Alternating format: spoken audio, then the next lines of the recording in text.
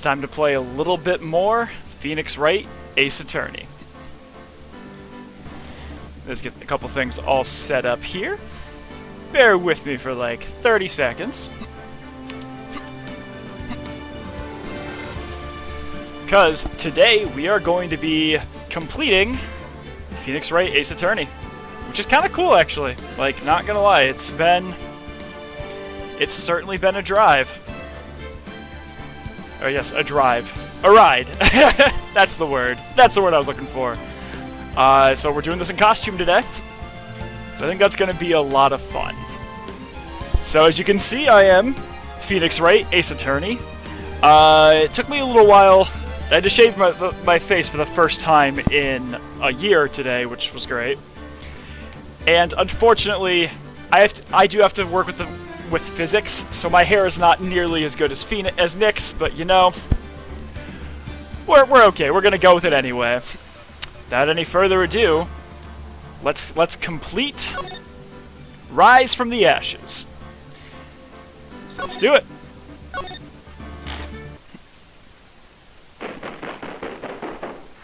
We're gonna rewatch the little opening cinematic.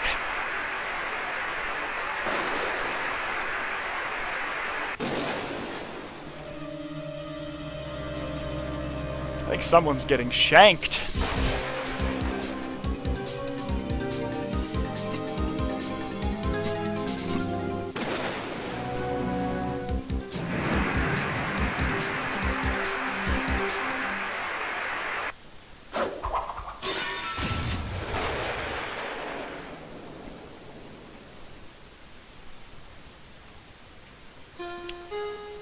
All right. That was an interesting start. It's been 2 months since Maya left the office. 2 months without a single trial. I've had offers, but none I took. That is, until the day that girl showed up. As now, Phoenix Wright becomes a film noir game.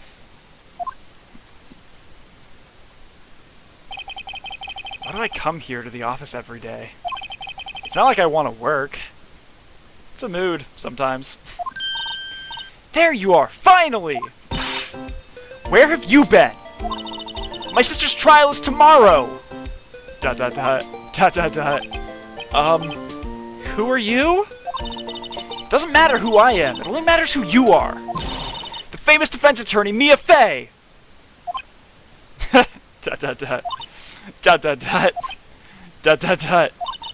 Oh, you're not Mia Fey, are you? I'm sorry, but Miss Mia Fey no longer works here. Youch. So you are the coffee boy? I'm offended. I'm Phoenix Wright, Ace Attorney.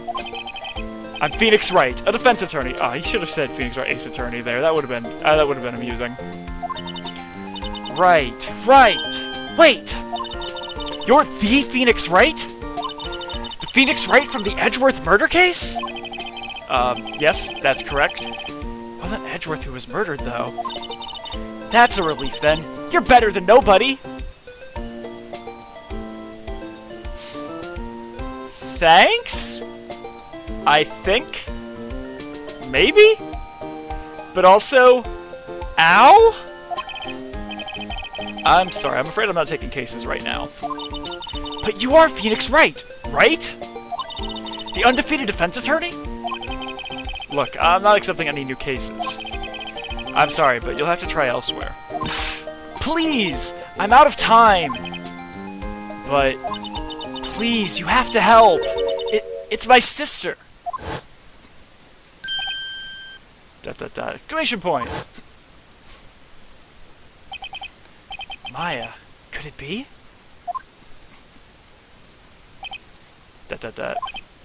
Okay, I'll hear you out. Really? Thank you so much! My name's Emma Skye. I'm a scientific investigator. That's cool. Scientific investigator? Alright, so we got, of course, check everything around here. I'm curious if there's anything new since it's been a little while since Edgeworth case. Looks like it's cleaning day again at the hotel across the way. Here they're planning a second branch outside the city. Egads, the bellboy was staring right at me. It's funny. Mia's plant Charlie. I've been taking care of him in Maya's absence. There's a poster of the Steel Samurai on the wall. Maya stuck it up here on the day that she left. I didn't have the heart to take it down. I do sometimes get strange looks from the clients, though. I like that change. Difficult-looking legal books stand in a formidable row. They mock me. I tried reading one and made my head hurt. When I closed it, it slipped out of my hand. Then my foot hurt, too. Mia's desk. I sit here even less now that I've stopped taking cases. I ought to at least dust it off once in a while. Anything else in here? Nope, doesn't look like it. So let's go, present my attorney's badge, just for kicks and giggles. See this? It's my attorney's badge. Ah, well, I've never seen a real one before. The first one who's actually been interested in mine, believe me. Its composition is mostly silver. The gold plating is flaking a bit. She analyzed it? Scientifically? Doesn't appear to be any corrosion due to sulfides. I'd give you $50 for it. Sorry, but it's not for sale. Yet. Wow, Phoenix. Jeez, Nick, that's a little dark, don't you think? We'll talk to Emma. Emma, was it? So you're a scientific investigator? Yes, that's right. Is something wrong? No, it's just you seem kind of, jumpy, or maybe just young. Young? I'll be 16 years old this year. Yeah, you're a kid. Oh, wait, only 16? I was set to be formally assigned to forensics in 3 more years. My work is becoming quite well known, at my age, no less. So what exactly is your current position, then? Well, legally speaking, I guess you'd call me an 11th grader. Woof. I'm ready to do my job, at my age, no less. Great, another future professional in training. So what's this about a case? You said the trial's tomorrow? My sister didn't do it! She wouldn't stab someone with a knife! She wouldn't! So it's a murder case. I don't care if there's a witness who saw her do it! She didn't do it! I know she didn't do it! It's a scientific fact! And there's a witness? Just talk to her! You have to talk to her! Right. I suppose I will. I promised her I'd bring Mia Fey, but...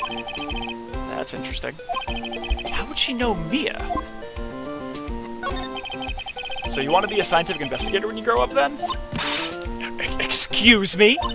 I'm not a child, I'll have you know! Still, it's good to have a goal, albeit a very unusual one.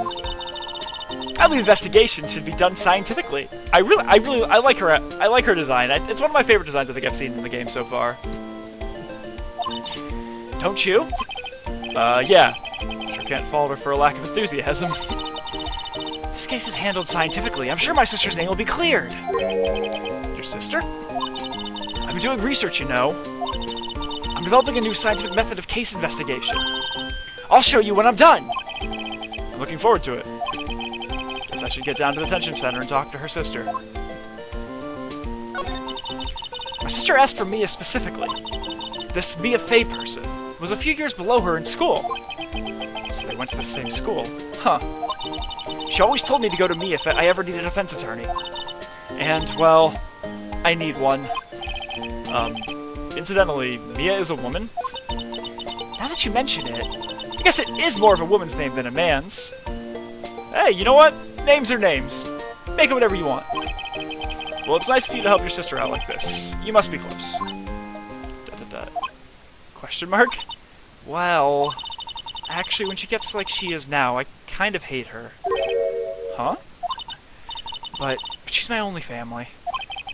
Your only family? What about your parents? They died in a car accident when I was little. Oh, I'm sorry. Womp womp. Little bummer, I'm also gonna unbutton the choker on this because I'm not actually in court, so I don't care. Alright, let's go to the detention center. February 22nd, Detention Center. Visitor's room. I wonder what's wrong with Emma.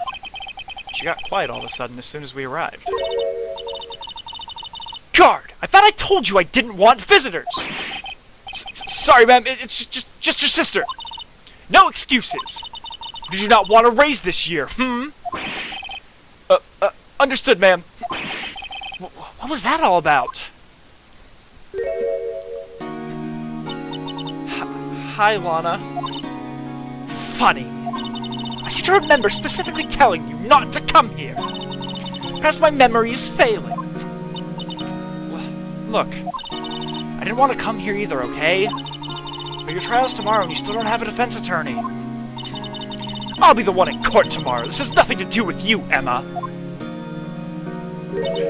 Isn't that right, Mr. Wright? Hey, how do you know me? Mia mentioned you. I've heard. Quite a bit. I'm sorry, what is it that you do? My name is Lana. Lana Skye. I'm Chief Prosecutor for this district. Oh! That's a development. You're a prosecutor? Two sisters, one a lawyer? Could this be a coincidence? Emma, Lana, I mean, they're just like... Is something wrong, Mr. Wright? See if we have anything new here. Smile for the camera. This guard monitors the visitor's room. He's frozen in fear of the frigid Ms. Lana. Feeling a bit chilly myself. Yeah, that's fair. Sent her my attorney's badge. Your badge looks new. I polish it daily. In a few years, the gold plating will flake off. Then we'll see the real you. God, whatever happened to innocent small talk?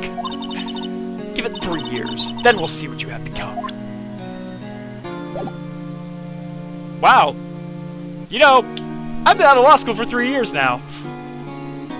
Which is weird. And I've been a practicing attorney for 2.5. Which is also kind of weird. Huh. Now that I'm just like, you know what? That's kind of... Where I was 2.5 years ago is very different than where I am now. There's something you should know from the start. Which is... The suspect in this case has confessed to the crime. Huh? Oh, wait, but the suspect... The suspect is... Me. I did it. Well, Mr. Wright... Well, why don't you begin by telling me exactly what happened? The crime took place yesterday, February 21st at 5:15 p.m. That's quite specific. It was in the witness's deposition. The witness clearly saw me committing the crime. That was a bit of bad luck, wasn't it? The crime took place in the underground parking lot of the prosecutor's office. The body was found in the trunk of my subordinate's car. Prosecutor's office, huh? Your subordinate's car trunk? Classy. I was arrested on the spot, caught red-handed, as it were. That's just great. So, who is the victim? An investigator with the police department. I suppose the correct term is detective. A detective? Death was due to a loss of blood. He was stabbed once in the stomach. I mean, a stomach wound takes a little while to kill you. By you? Death wasn't immediate, but the wound was fatal. I see. Allow me to repeat myself, Mr. Wright. The victim was a detective. You know what that means, don't you? Uh-oh. What, Mr. Wright? What does it mean? Well, it means... The police department will consider it a matter of pride to have me found guilty. They'll use any means at their disposal to do so. ACAB? Did Phoenix Wright just say ACAB? I think Phoenix Wright just said ACAB. This case gets worse and worse with everything I learn. So, you're the chief prosecutor? That is correct. I'm responsible for overseeing every trial handled by prosecutors in this district. I make sure the prosecutors have what they need to do the job and manage every aspect. Those are my responsibilities in a nutshell. That's That's an awfully large nutshell.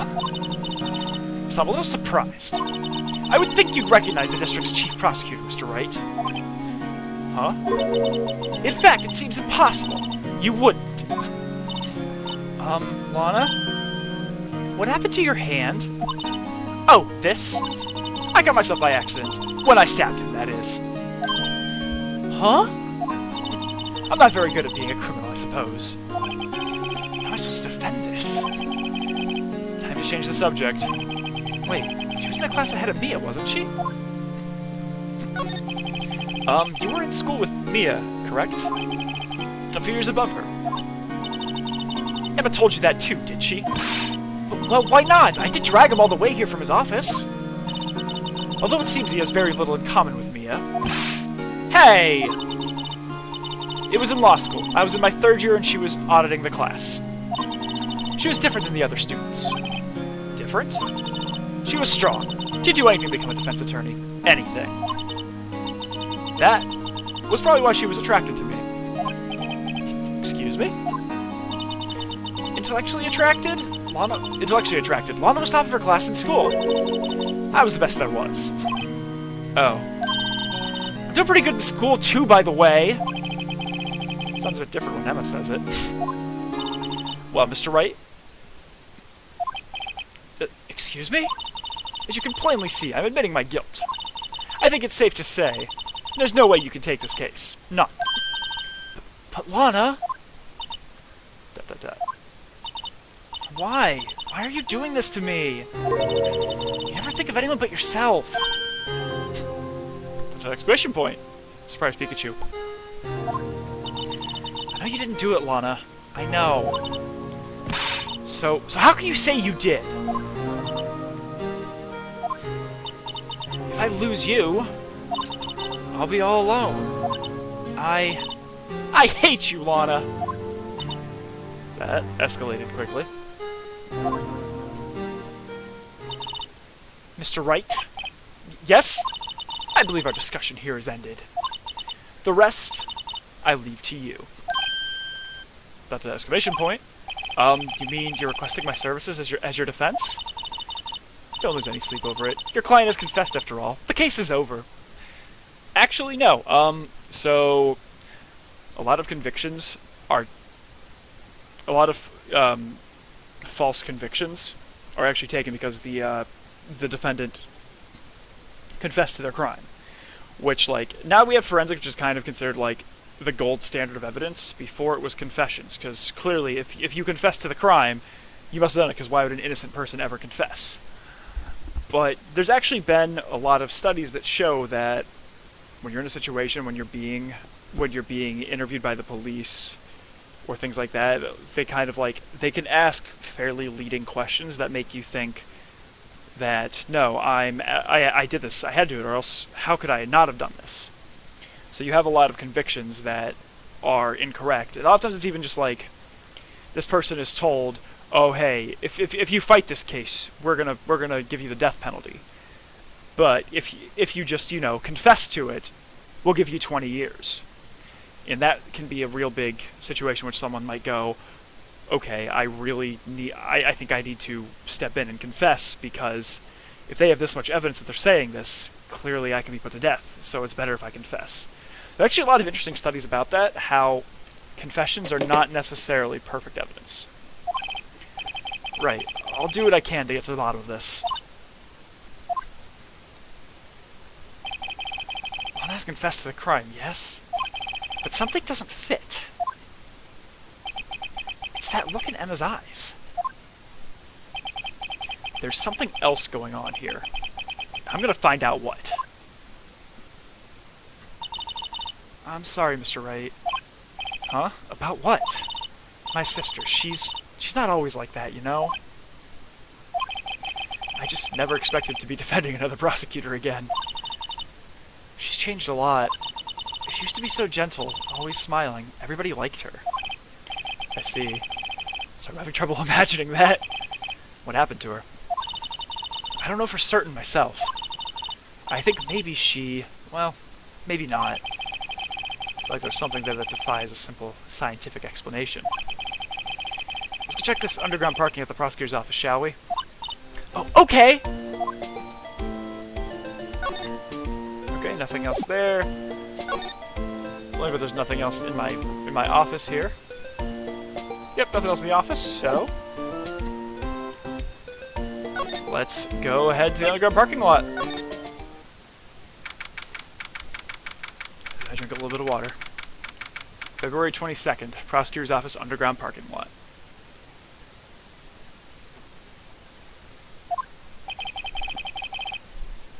So this is the lot where it all happened. Looks like they're still investigating. Funny that my first visit to the prosecutor's office should be like this. Hey everyone, keep up the good work! Hey, what are you thinking? Well, they are going to be my co-workers 3 years from now, after all. No harm in saying hello. Actually, there is. You know, attorneys aren't supposed to examine crime scenes. Phoenix, that's all you do! Literally, you're either in court or you're examining a crime scene. That's all you do. Come on, Nick. Come on, man. I'm trying to not stand out too much here, see? Hey there! Expected to go unnoticed here, partner? Partner? What do we have here? Oh, that music's so good! Oh, I love it! Looks like a Bambina got loose from the ranch and it's up to no good. Folks gotta learn to keep them doggies tied down, partner. Mr. Marshall? Marshall looks more like a sheriff to me. Looky here, Bambina. I know how you feel. But this is my gang's gold strike, see? Strike? This is our claim, our territory, with a mother load of evidence. If you're fixing to mess with what's ours, you'll regret it, partner. New favorite character! No joke. You know what dreams the cacti out of the desert dream? You know what dreams the cacti out in the desert dream? You wanna? What's this guy talking about? You should be drinking whiskey when you're on everything here. Come on, man. You head along home now. Happy trails, Bambina. Dot dot dot. Dot dot dot. Was that hombre a friend of yours? Kinda, sort of. Yeah, he's a detective. Who thinks he's a sheriff from the Wild West, it seems. I liked his music, that was great. This is where the cars leave the lot. The arrow on the ground makes it look more like an entrance. What are you talking about? It's plainly an exit! Well, maybe it's both. Kind of a dual purpose? Aha! Theory of relativity! What? I've gotta write this down. Hey, Mr. Wright? Maybe you know, was Mr. Relativity German, or was he British? Mr. Relativity? Are you sure that was his name? That was not his name. Very clearly, not his name. Alright, so let's go check this here. What's this? A wallet? Excuse me, officer? Wait! What are you doing, Mr. Wright? What am I doing? I just found this wallet, so I'm handing it over to the police. I don't believe it. This is real basic. Anything at a crime scene is evidence. I mean, that's not incorrect, but it's also not correct. It's... Everything at a crime scene can be evidence, and anything at a crime scene you can't take away because it could be evidence, therefore it is protected during the investigation. But sometimes things at a crime scene are just not related at all to what you're working on. So in order to bring any evidence in, it has to be related to the case. And if there's no relation,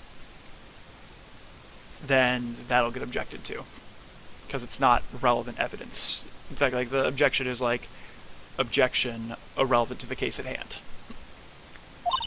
Let's be scientific about this, please. Just put it in your pocket. No!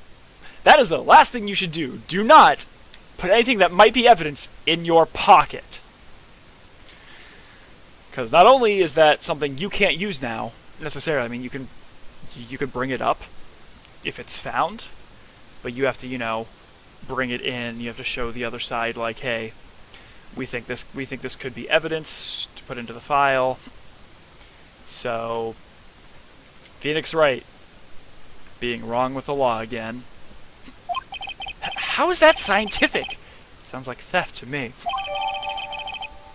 Wallet. A foldable wallet found at the crime scene. There seems to be something inside. Wallet hastily stuffed into pocket. I'm called to duty already. At my tender age. Here, I'll teach you the trick to examining evidence in detail, okay? By the way, her eyes are sparkling. I can tell she's been waiting for this. Okay now. Look at the court record. Cool. There's the court record.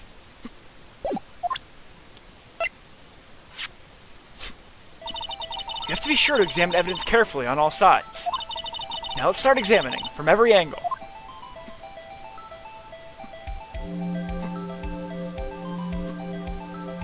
Alright, so it looks like I have to, like... So it looks like I can actually pretty much just use my mouse. That might be easier. Oh look, I think there might be a clue here. You should check it out with a press of enter. Or I can just click. This is an ID card. Sergeant Bruce Goodman. ID number 5842189. See? Well, is scientific investigation useful?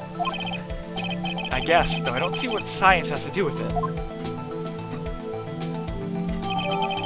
Goodman's ID added to the court record. Let's be sure to examine every piece of evidence we find. I guess I've got to be on my toes from now on.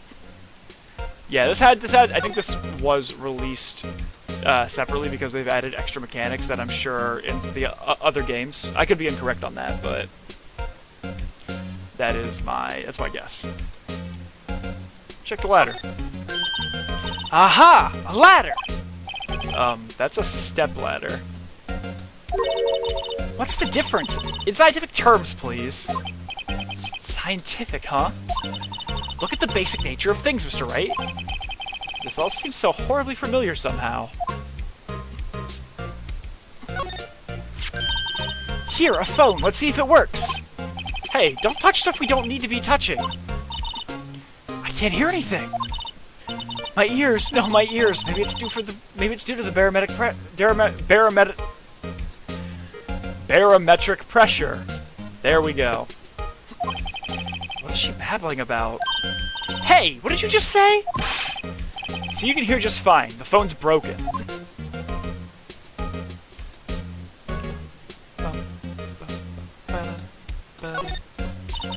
Sorry, I really do like the music in these games. The wall is in our way. It's got a faucet for water. Wait, I know. This wall is merely a facade, hiding the truth. This is no wall, but a water tank. I fail to see how it makes any difference either way. An oil drum. Looks like it's filled with water. It's heavy. I can't even budge it. The drum over here is on its side. Wait! I know! I'll hide in here and do a stakeout!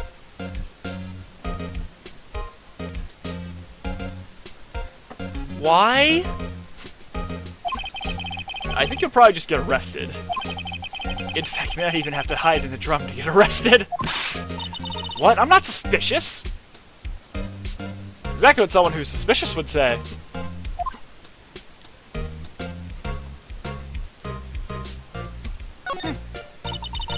Look, a stylish glass-walled room. Very nice. You can see the whole parking lot from in there. It says security. Perhaps it's a cafe. Huh? Cafe security? Yeah, that must be it. Let's check it out later. I hate to break it to you, but I think that's probably just a security guard office. You know, I scored a 97 on my science test the other day. Sure, they don't have a test for common sense. That's fair. That's fair.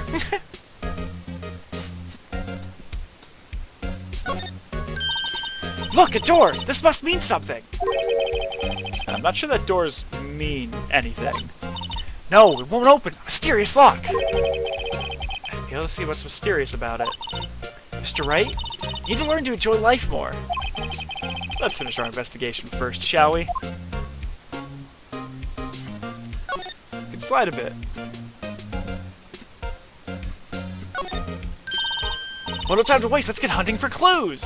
I wonder what this is. Well, partner, looks like you got no intention of going home quietly. The sheriff! Like I said before, this here's our claim. You'd best be moseying along, unless you're fixing to bite the bullet. God, scary. Could you just tell us one thing? Who owns that car? Well, well, little Philly's got a good nose on her. You want to know who rides the red Mustang with the body in her saddle, eh? Please? No problem, partner. About time for victuals anyway. Get yourself to the saloon up on the 12th floor of the Prosecutor's office. Might just find you a service that you like? I don't know. Prosecutor's office? Where does this guy think he is? And when, for that matter? Note to self. Look up Vittles Saloon Cerveza. Maybe we should check out room 1202, the High Prosecutor's office. In any case, stay away from the car. You can look around here all you like. Just keep your paws off our claim. Right. Great. Great! Maybe there are some clues around here, Mr. Wright. Let's check it out! Excuse me. You two all set? Us? Hi, boobs. What's this? She couldn't be. You're selling lunches here? This is a crime scene. Hello. Half and half, was it? Oh, thanks. And you, sir? Yes? Some crunchy goodness coming at you. Thanks. Interesting way of doing business. This area's off limits to anyone without clearance. Especially passers-by. Or are you officers? No, but you don't exactly look like the type to have clearance. Well, that's hardly a way to greet someone. Even if my days as the cough-up queen are over. Cough-up, huh? You know, I'm feeling kind of full. Maybe I'll pass on lunch. I'm quite connected to this case, you see. The images are burned into my eyes, you might say. Yes, all the sordid secrets. Secrets? Dear me, you are a slow one, aren't you? I'm referring to the murder, the stabbing of that detective. What? Witness clearly saw me committing the crime. You mean you're the witness my sister was talking about? Please, cough-up queen, tell us what happened. The name is Angel Star. Don't you go forgetting it. Or before you know it, I'll have you whimpering at my heels. Mommy? Sorry. Mommy? Sorry. Yes, ma'am. Yeah, she means it. Pretty sure I've already examined everything I possibly can here. So let's go talk to her. Actually, let's present some things to her first. Mostly because I'm curious if my attorney's badge does anything. A defense attorney must be able to fight. How about you? Do you think you can win? How about tackling Lunchland's Pickle Supreme lunchbox? Wow, it's really crunchy! Box of pickles? Kind of a sad lunch if you ask me.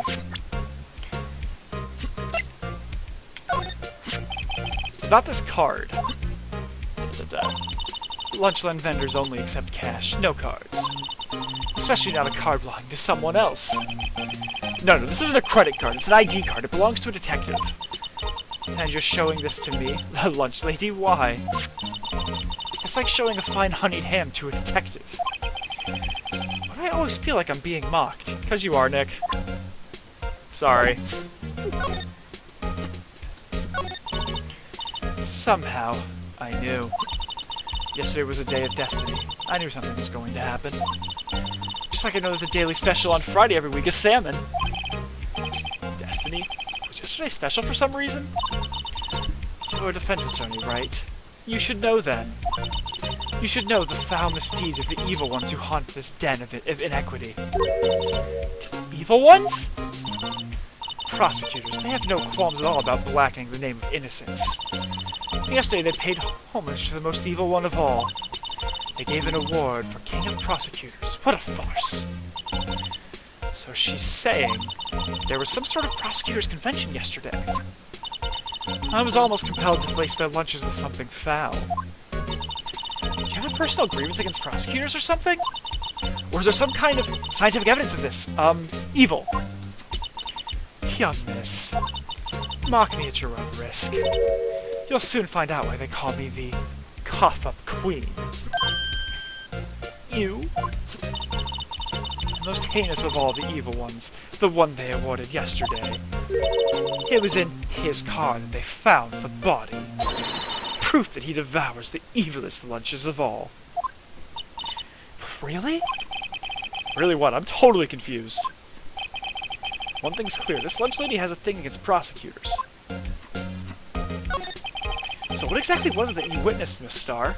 It was a fascinating spectacle, to be sure. I now feel I know what they say when they talk about a woman's wrath. To see Lana Skye wield that knife so. Exclamation point. Her knife flashed in anger, bringing him to a sad, sad end. It was truly a sight to see. You mean you saw the very moment of the crime? The sound of his silvery ties to this world being cruelly cut still rings in my ears. Woof. And the rhythmic beat of Lana Skye's knife. Wait a second, you know Lana Skye? Of course. It's quite a feat becoming chief prosecutor. How many lunchboxes of sin did she pack to make that journey, I wonder? She always travels late? Why would this pretty lunch lady know the chief prosecutor's name?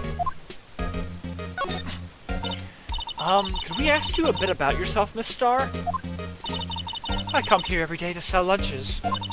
I import only the freshest and best from the Far East. For some reason, the box lunches are a hit here. Why make the lunches here rather than import them? Did you say something? No. Only true connoisseurs can understand.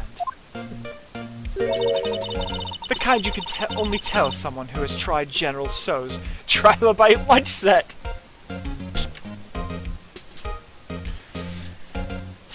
A Trilobite lunch set. That's different. Never mind, you win. I don't even want to appreciate part of a Trilobite's flavor. Anyway, I come here every day to sell lunches. My boyfriend works in the security room here at the prosecutor's office. Your boyfriend? See the security room over there? The glass-walled booth? I sell my lunches, and since I'm here anyway, I drop in to see him. Since you're here anyway, I guess selling lunches is more important than romance. So I didn't analyze the data available so far. You, Miss Starr, are a lunch vendor with an ulterior motive for coming here. Useful analysis. Not. Did you have a bad experience with the prosecutor, Miss Starr? I sense some hostility. Hostility? Ha! Perhaps. Prosecutors are all alike, and the bigger they get, the worse they smell. Kind of like 10-day-old clams in the chowder. What if Miss Starr was involved in some sort of legal trouble in the past? That'd be a sure cause of food poisoning, scientifically speaking, of course.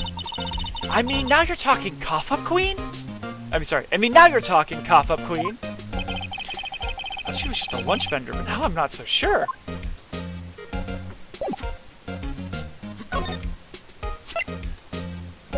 Alright, so I don't think we have anything else to examine in here. let's go ahead and let's move to the Chief Prosecutor, the High Prosecutor's office. Do all the prosecutors have to dress the same? It certainly looks like they might.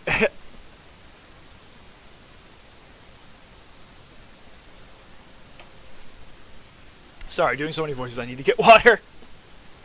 February 22nd, High Prosecutor's Office, room 1202. This is the kind of room that just screams, I can do the job. Quite a change from your office, really. Thanks. Look, there's a trophy or something here. A trophy? What, that shield? It takes real nerve to display stuff like this. Whoever's office this is, they must be a real stuck-up jerk. I think it's Edgeworth's office. Phoenix Wright. You never tire of prying into other people's business, do you? That voice. Long time no see, Edgeworth. Huh? Ah! Mr. Edgeworth? You know him from somewhere? Of course! I'm his biggest fan! My sister introduced us once and... Right. Her sister is the Chief Prosecutor, after all. Well, what brings you here? I'll warn you, I've been known to be a real stuck-up jerk. No! Did I? No! It was just, Mr. Wright here, he... Hey, don't blame me! What? We're just here to investigate a murder case. Murder?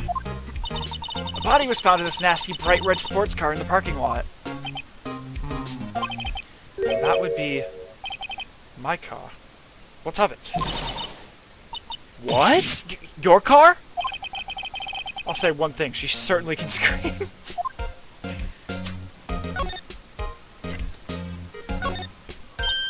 Wow, this jacket's even lacier than his usual ones. This must be his lucky trial jacket. Lucky jacket, right. I've never seen him wear it. I'm sure there's a story behind why it's in a frame. Maybe I'll be naughty and take a picture. I'm just getting way too excited about this. I've been wondering, what the heck is this? It has a big K on it. Mumbles of prosecutors. Huh? What's that? It's the King of Prosecutors trophy. King of Prosecutors? It's a great honor. They send that shield to the best prosecutor each year. What? So?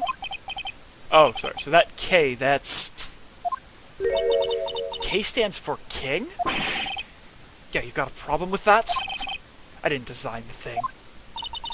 King of Prosecutors. Kind of like Employee of Month, only better.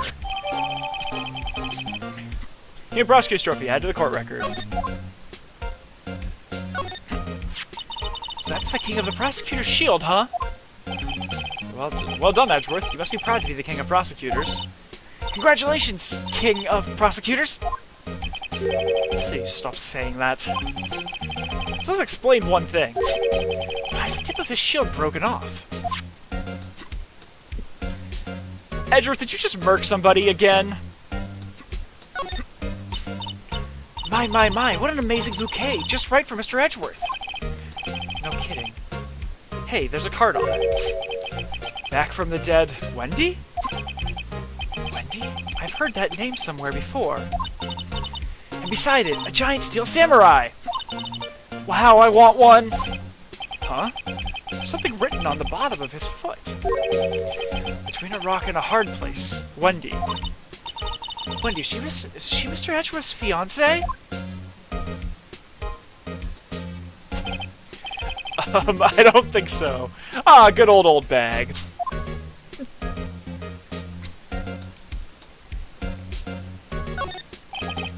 A work desk. It's quite tidy, as one might expect. What a nice desk. Easy to use and easy on the eyes. It's polished so well I can see my own reflection. Strange. Why not just picture Detective Gumshoe? Maybe I'll take that name plaque as a souvenir.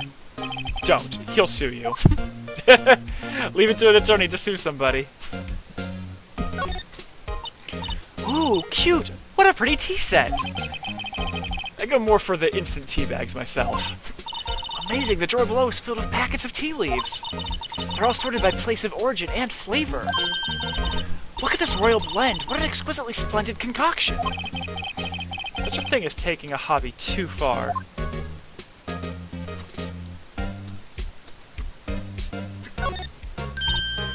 Whoa! These are all case files? They're stacked up to the ceiling. There's even a ladder. Odd. I thought Edgeworth wasn't good with heights. Must have someone get them for him. Gumshoes. Strange. I just picked Detective Gumshoe. I must study these case reports so closely. He's so cool! I wouldn't say that if you saw him sweating bullets up on that ladder. Hey, a chessboard! I'm not to open my chest, but it looks like Blue's in a bit of a tight spot. The Red Knights have surrounded the Blue Pawn. Huh? Those horses are mounted knights. Their swords have really sharp edges. Check out that poor pawn. His head is kind of spiky. Kind of reminds me of you. The sergeant must be an avid chess player. What's wrong, Mr. Wright? Edges surrounded a pawn with spiky hair. Nah, it's nothing. That's actually pretty funny. The sergeant has such a comfy sofa. Something like this make me want to curl up and take a nap. But he pours over his case files here until the wee hours of the morning.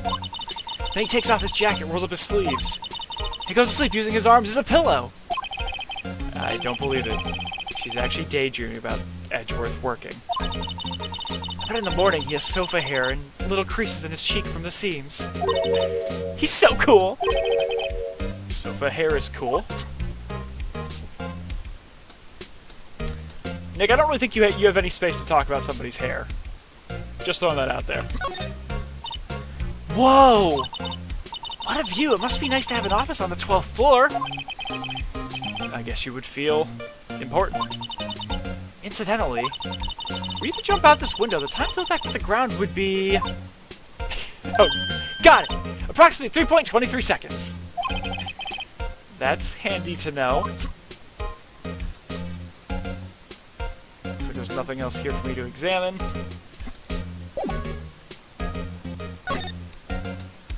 Let's just present things to Edgeworth, because I find it fun. I once dreamed of being a defense attorney a long time ago. What? You want to be a defense attorney, Mr. Edgeworth? Yet my path is laid out clearly before me. I have no time to reflect on what might have been. Say, Edgeworth, I was wondering about this. Mr. Wright? Huh? What? Are you sure you should be showing that to Mr. Edgeworth? Oh! He'll take it for sure, won't he? I wish I could be on the same side as Mr. Edgeworth. Then my sister would be found guilty. If she sighs any deeper, I'm gonna start getting depressed. So basically this says you were the best of the best last year, huh? You can take that foolish grin elsewhere, right? I lost a day of work to receive that travesty. Huh? Why's that? I had to go to the police department to receive that broken shield. Police department? Yes, right next to the police station downtown. You've been there, haven't you? Where Detective Gumshoe works? Yeah. I was wondering something about your shield. Why is it broken? What does it matter? I've got more important things to worry about. Oh, right. Doesn't seem too concerned about his award for better or for worse. Yesterday was a very busy day for the prosecutor's office. Maybe we should ask him more about yesterday. Alright, Edgy, let's go talk. So the body was found in your car. Go ahead, say it right. You think I did it, didn't, don't you? After you went through all that trouble to help me last year, no less. No, we don't think you did it! I mean, it was my sister who stabbed him. Wait, no, she didn't do that! I mean... Wait. So you're the chief prosecutor's little sister, then? Yes, sir. Emma Skye. It's nice to meet you again. That didn't sound forced at all. Ah, now I remember. You've really... grown. I'll admit it was a surprise for me, too. To think that my own car would become the scene of a murder. More surprising still, I'm being forced to prove my superior's guilt. I can understand. Wait! What did you say? Lana Skye is the chief prosecutor, the top prosecutor in the district. She can't prosecute herself, so I'll be the prosecutor at trial tomorrow. You? Mr. Edgeworth? To be honest, it's a bit of a miracle I'm still here at all. What do you mean? Rumors? You've heard the rumors about me, haven't you? Miles Edgeworth. It's hard to remember a time when there weren't rumors about this guy. Forging evidence, arranging false testimony, illegal searches, you name it. Thanks to you, my innocence was established in the trial at the end of last year. However, there are some who say I'm the one responsible for the current incident. But what? That's crazy! Some people need very little excuse to think ill of others. It's a fact of life, impossible to stop. But some of them even go so far as to present me with toys like this. They think it's funny. Toys? That bronze shield? There's gotta be a story behind that one. Chief Prosecutor Skye, yes? We first worked together on a case 2 years ago. It was my first big case. That's right, I remember! 2 years ago, I wasn't even a lawyer yet. Since then, I always felt that she was looking out for me. It appears I was mistaken. Mistaken? Why? I mean, I know she's not the warmest person, but I'm sure she felt some responsibility for you. Then why? Why did she stab someone in the trunk of my car? Not only that, she stabbed him with my knife. What? Mr. Edgeworth, your knife was the murder weapon? To be specific, it was the knife I keep in the toolbox in the trunk of my car. Edgeworth's knife added to the court record. Edgeworth? What? Are you sure you didn't do it? That's a face. That's a face. Come on, can't he take a joke? You have a strange sense of humor, Mr. Wright. Tell me more about yesterday, the day of the murder.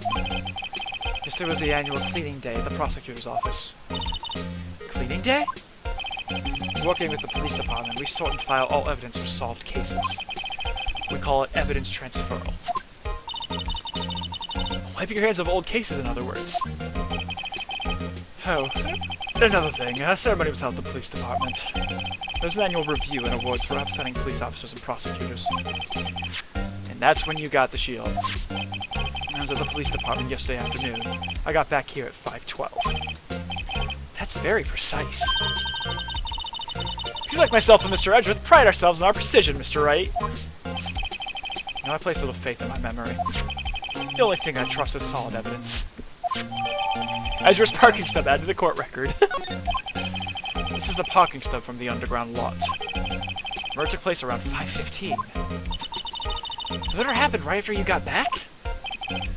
What's right? I'd appreciate if you direct that suspicious glare elsewhere.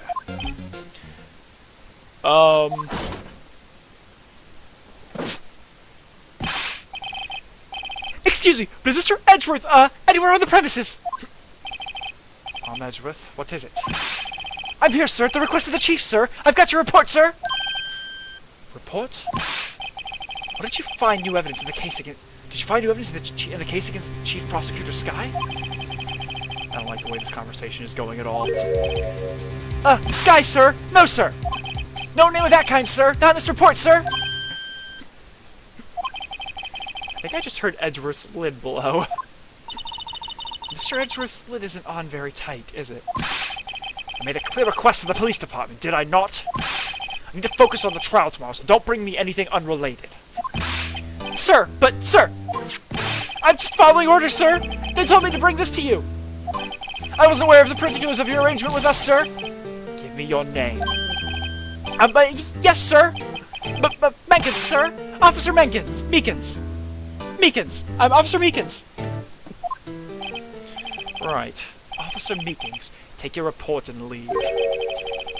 Good luck with that raise next month. But, sir, I didn't know! Poor guy. Looks like he was absent on the day they gave out brains, and good luck. Wow, Nick, that's mean.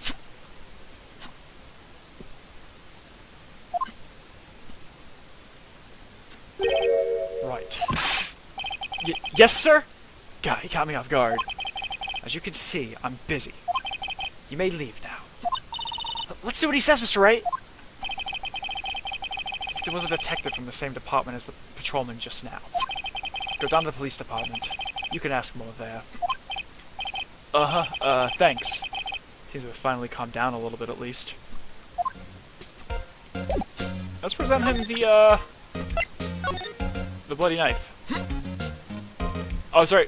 I have to actually, like... Oh, shoot.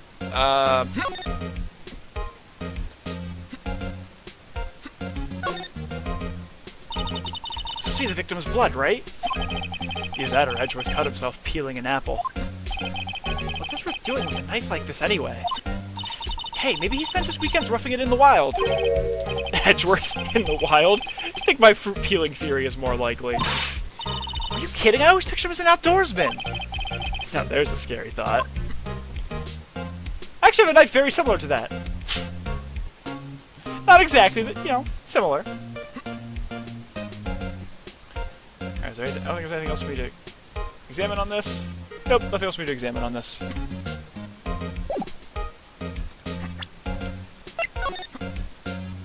What about this? So let's go click this.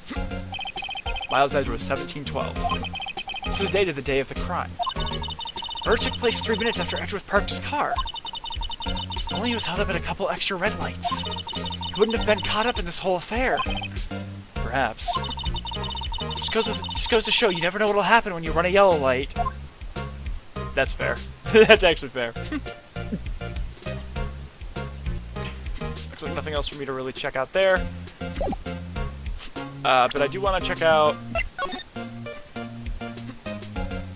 the award. Hey, check it out! There's a metal plate here! Looks like the names of all the previous recipients are engraved on it. Wow, one guy's listed a bunch of times! Von Karma, I guess he must be a foreigner? Yeah, that's probably it. Wherever he's from, he must have been an amazing prosecutor. I'd like to meet this Mr. Von Karma sometime. When she says it, his name does have a kind of ring to it. He's in prison, dude. Or, she's in prison, sis. Anything else for me to investigate on this? Doesn't look like it. So I want to present the knife. Okay, that's... Wow. Okay, looks like he's gonna have to, looks like I'm gonna have to head out of here. Alright, so let's go back to the underground parking lot. Let's go to the police department entrance. February 22nd, police department entrance. Phew, we're finally here. Why did they put the police department so far away from the prosecutor's office? Excuse me, it's like almost 30 minutes by taxi, and traffic wasn't even that bad. Police department, huh? I've only ever been to criminal affairs next door. Hold on, what's that? I don't like that. Disturbing. Why does it undulate like that? Oh wait, I know. This is the Blue Badger. They're trying to make him the police mascot. Wow, Mr. Wright, you sure know a lot about the police. Still, he does seem familiar somehow. Forget the Blue Badger. Who's that next to him? Someone appears to be dancing with the Blue Badger. Uh-oh, he noticed me. He sure is running over here fast. Hey, pal! What are you doing here? That's my line, Detective Gumshoe. Specifically, why are you dancing over there? What?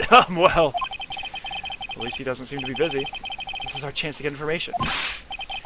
Hey, I'll have you know I'm a very busy man, pal. I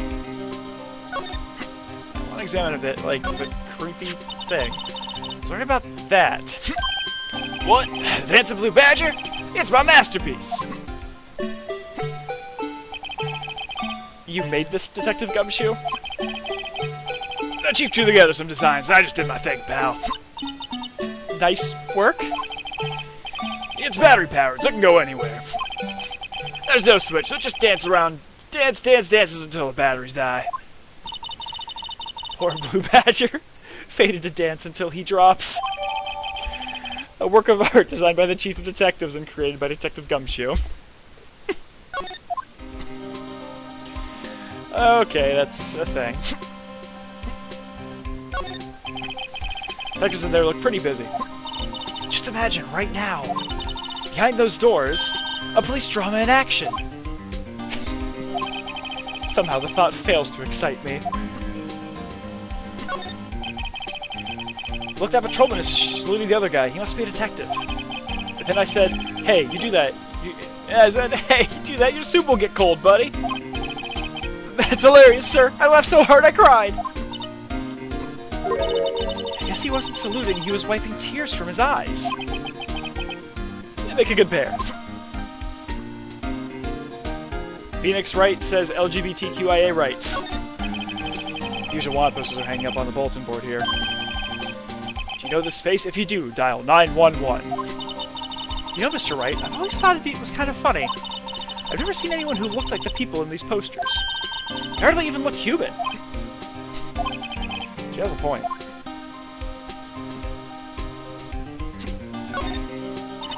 I always get excited when I come to a police station. Why is that? It just feels like I've jumped into a movie. Huh? You know, with all the police and criminals. Well, I don't know if this is all that exciting. Sure it is. Look at those two officers over there. Ooh. We're talking about the latest bust. Funny. I thought they were talking about the weather. I mean, so actual legal work and actual, like, policing is not as exciting as it seems on TV. It's just not. Most of what I do as a criminal defense attorney is sit at my desk going over police reports and other aspects of a file. It's never particularly, it's not necessarily call a fun time.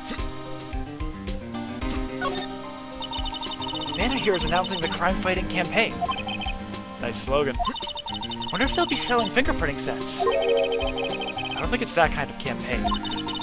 What family wouldn't want it? What family wouldn't want a set at home? It's good for finding out who snuck into the cookie jar. I think most families can figure that out without extra help.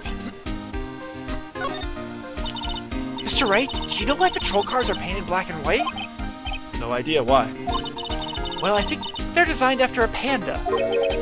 A panda? Not that I have scientific proof, it's just a theory. Do you mind me asking how you came up with that theory? So when I was on a school trip, I saw a patrol car and it came to me. We had just been at the zoo, see? What about zebras? Or did they not have those at your zoo? It's a good question. Anything else we need to examine? I don't think so. So let's go talk to Detective Gumshoes. Yeah, I'll give you one word of advice, pal. You better not agree to defend the suspect in this case. Why not? Huh? Well, it's just that the chief prosecutor has confessed to the crime. So she summoned the detective to the prosecutor's office and she killed him. What if she's not telling the truth? Yes, well, no, come on, pal. There's plenty of evidence against her. But what if the evidence was faked? Hey, pal, can I speak to you for a second? Huh? Me? Why is this little girl so peeved at me? She's a relative of the suspect. She's Lana Sky's sister. Whoa, the chief prosecutor's little sister? Just please investigate this case carefully, okay? Scientifically. Yes, sir. Oh, by the way, you might want to keep your voices down. You don't want to be overheard using words like faked. Huh? It's a sensitive issue with us these days. Why? So what are you doing here, Detective Gumshoe? Me? Well, nothing really. They kicked me out of criminal affairs. Detective Gumshoe, what did you do this time? What do you mean this time? Then what happened? Things are busy right now. I mean, with my sister's case and all. It's true. We've never had a chief prosecutor murder anyone before. Only the highest ranked people are being let into criminal affairs now. The lowest ranking guy in there is our chief of detectives. They're not letting any of us rank and file detectives in at all. None of you? Now, this is an important trial, but isn't that a little odd? So anyway, I thought I'd spend the day getting the Badger dance down pat. Isn't there anything else you could be doing? Chief of Police himself is directing this investigation, pal. Yeah, and Officer Marshall was assigned to the underground parking lot. Officer Marshall? Now that I think about it, I did seem to know that Marshall guy. Yeah, patrolman in charge of a crime scene. It's unheard of, pal. Let's present him some of these things. As detective, I have to keep my mouth shut on that one. I know better than to go blabbing on about things I don't know about. No, I wouldn't want you to do that either. Good. Found Mr. Edgeworth's car, stabbed Mr. Edgeworth's knife, huh? What would drive Chief Prosecutor Scott to do such a thing? Wait, I didn't mean, sure, of course, someone else really did it. Someone who must have a grudge against Mr. Edgeworth. The car and knife do seem a little too well organized to be a coincidence. Poor Mr. Edgeworth. What could have happened? We'll find out a little more about what's going on with Edgeworth. Hey, that's it! That's the King of Prosecutors Award that Mr. Edgeworth got yesterday. You at the award ceremony, Detective Gumshoe? Of course, pal. I got an award for diligence myself. Congratulations. I was wondering, why is the award a shield? And why is it broken? Oh, there's a reason. I'll tell you what it is later. Apparently he's forgotten. But I was proud of Mr. Edgeworth for winning that award. Even with all the naysayers in the prosecutor's office. Naysayers was because of the rumors.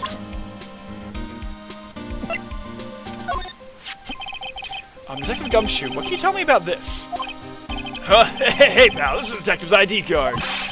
Can't just keep that, you gotta turn it into the police. It's people like you that get me in so much trouble all the time. I mean, Detective Gumshoe must drop his card a lot. Let's see, Bruce Goodman. Goodman. Sounds familiar.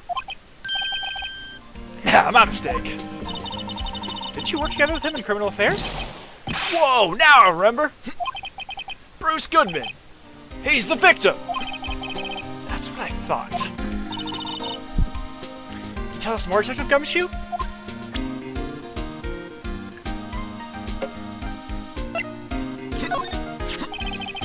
Detective, here's my attorney's badge. Shows to me every time we meet, pal. We're gonna mention the police badge. Enough said. Wish I had a badge. Even an ID card would be nice. Wait.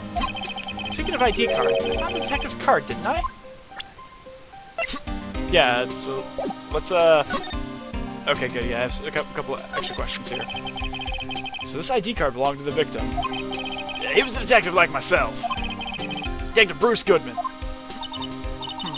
Don't you think it's strange? I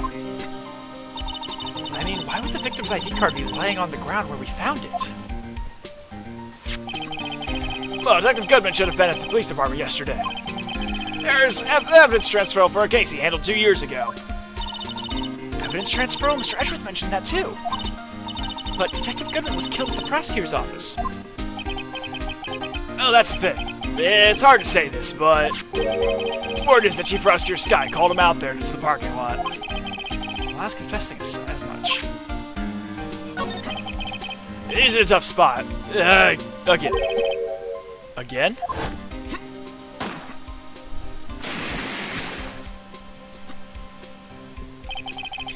Well, it all started with the murder of that defense attorney, Hammond. Mr. Edgeworth was found innocent. Well, listen, pal, there have always been rumors about Mr. Edgeworth. Forging evidence, making deals with witnesses. Nothing outright, but we're always whispered rumors. Ever since he was accused of murder, no one's whispering.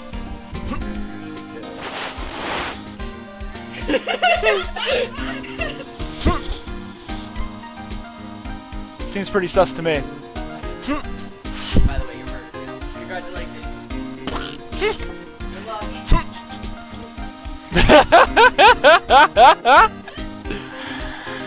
That's ridiculous. That's so good.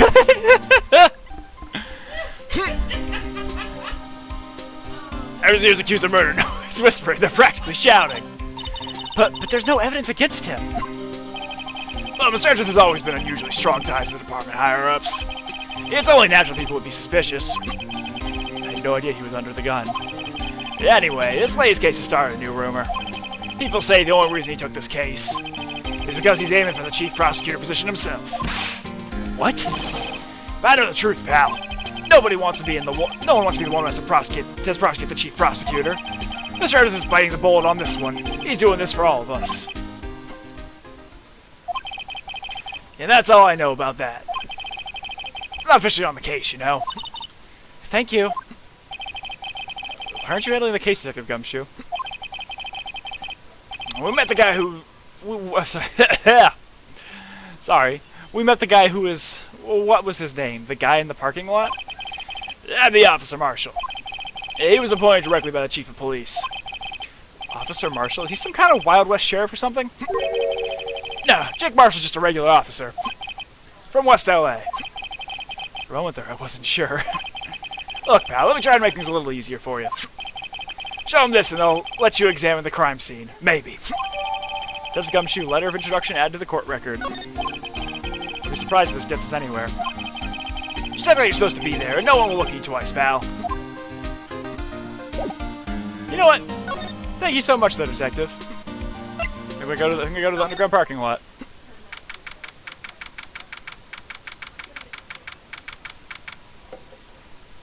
February 22nd. Prosecutor's office. Underground parking lot.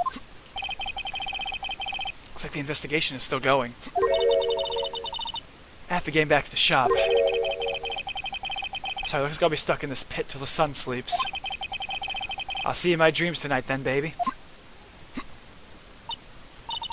Oh, still here? Hello? Why the surprised looks? Didn't I mention? I've got a boyfriend in criminal affairs, too. How about the security guard? Hey, what's wrong, Bambina? You're looking like a doggy that's lost its herd.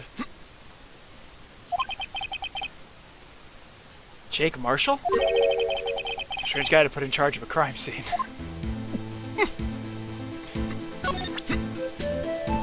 God, his music is the best! It's so good! Yeah, alright, compadre. Count to 3. Huh? Gotta do that if you're gonna draw evidence on someone. That's what we do in Texas. Yes, I know my Texas accent sucks. Yes, we know this. It's been established. The guy's a sheriff.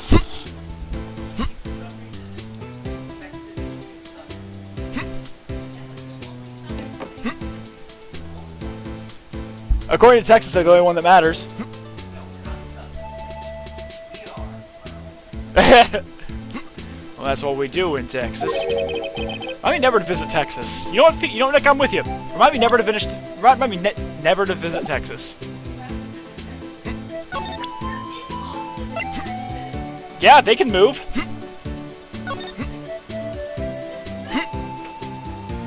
Hey, let's do a little bit of checking out on this. Hey, look here. Looks like something's been crossed out. Maybe it was a letter or something to Detective Gumshoe. Let's see. Annual bonus, $20. I think a couple of zeros are missing. No, that sounds about right. At least in that detective's case. Ah, poor Gumshoes. Maybe I should rethink my career as an investigator.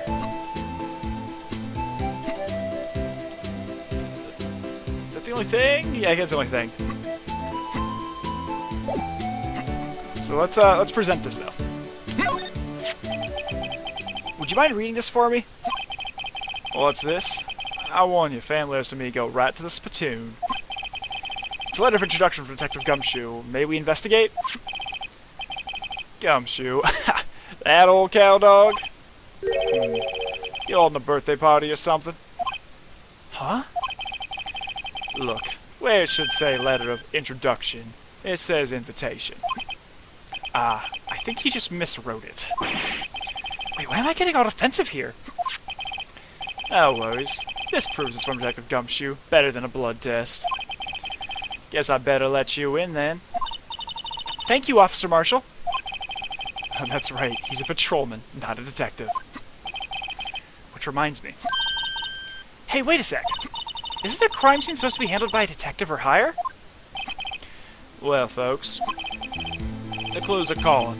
Welcome to our gold strike. You're like the settler. Strike out for lands unknown. Manifest destiny. Let's have a hootenanny. Manifest destiny, bitches! Note to self, police investigations are like settling land. Well, Mr. Wright, what do you say? I say I won't be needing this anymore. Detective Gumshoe, letter of introduction, crumpled and discarded. Anything else for me? Nope, okay, so... Let's see if we... Okay, do we have any more... It's 5:12 p.m. Prospector's bright red steed came in at a trot, like real slow like. A trot? Mama Donna tells me that the crime occurred 3 minutes later. So it seems the chief prospector was lying in wait. Maybe, waiting for her prince to ride in on his bright red horse. So what you mean is, the killer intended to use Edgeworth's car all along? Anything... this... Yeah, tore shield. Suits the boy well. What exactly could you shield with that? A torn knight, maybe? Officer Marshall, don't you have anything good to say about Mr. Edgeworth? You don't like him, right? We get the point. You know, when I was a detective, I got one of these. Let me guess. Did it have a K for King of Detectives on it? Hey, they could use the same shield over and over. Note to self, the prosecutor's office in criminal affairs are surprisingly cheap. You know it. They've gotten cheaper with every passing year, I tell you. Tell you what. I don't think I present this in. What's that? Some sort of police passport? It's Detective Goodman's ID card, strangely enough. We found it in a good distance away from the crime scene. Good distance. In this rat hole? If you want distance, get yourself to Texas. Texas? It's a tiny little crime scene in a tiny little town with tiny little evidence. What difference does a few yards make, compadre? Note to self. If you encounter suspicious evidence, think of Texas. There's no better way to study than to hang out with the pros. They're all really bad at what they do. Is this his ID number, his Juris number? So what the back of the badge looks like. I always thought it had a safety pin. Each badge has a number carved into it. That way you can tell which attorney it belongs to. You mean you couldn't lend your badge to anyone? No, I'd be found out. I'd be found out right away. Well, that's no fun. So that's actually, you know, not inaccurate. Almost every state has some number for you that you are required to use. Like, for Connecticut, it's called a Juris number. Whereas in Massachusetts, it's called your Board of Bar Overseers number. And that's how you end up, like, seeing, like, that's how you sign off on all your papers to prove, like, no, I am the attorney and this is what I'm doing. Alright, I think I've had him check everything out now. So I'm actually going to examine and slide because I think there could be more information I could get over here. Looks like a cell phone. Scientific analysis would suggest it belonged to the victim. I can't think of anyone else it could belong to. What's so scientific about that? Should we check it out? Let's check it out. Right, let's check it out.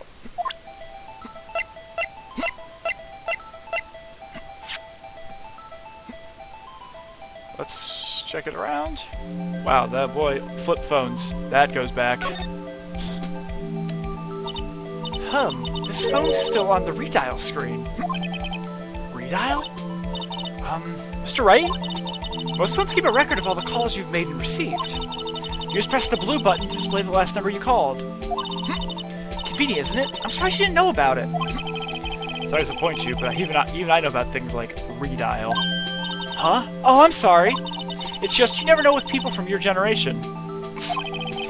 Whatever, let's check the phone out. Let's go ahead and check the redial. Now see who the owner of this phone called last. Note to self, the defense attorney doesn't think first, he just pushes the button. Beep!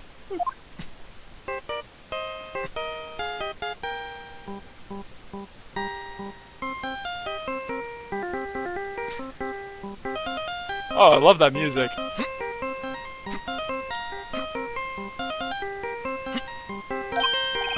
Hey, that song! I know that! Oh, sorry. Hey, that song! I know that! Hey, what's going on over here? Beep! Sorry. I see you, partner. You pressed the reader on that there phone, didn't you? Well, yeah. Whose phone is this anyway? It was on the ground over there. Whose is it? That belongs to Chief Prospector Sky. What? It's my sister's? She apparently dropped it when she was taken into custody right after the crime. Look, the last call was made right when the murder occurred. Looks like she was fixing to call someone. Except she only spoke for a few seconds according to this. Who'd she call? No idea. Sorry, partner. Now I got a question for you, partner. I had a phone ring just now, one of those newfangled ringtones. Oh, that? Oh. I'm sorry, that was my phone. What? Your phone? Yeah, it's kind of strange, but someone called me right as we picked up the other phone. A wrong number. Yeah, I hope you're not lying. They shoot you for that in Texas, partner. Uh-oh, I've incited the wrath of the Lone Star Patrolman. Cell phone. Added to the court record. Last call made at 5:18 on the day of the murder.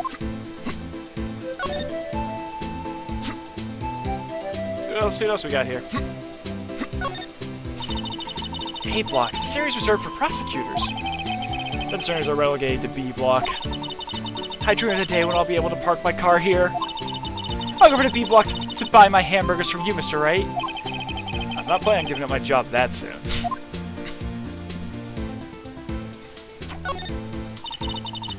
This rope, is it? Yep, laid it in the outline of the victim's body.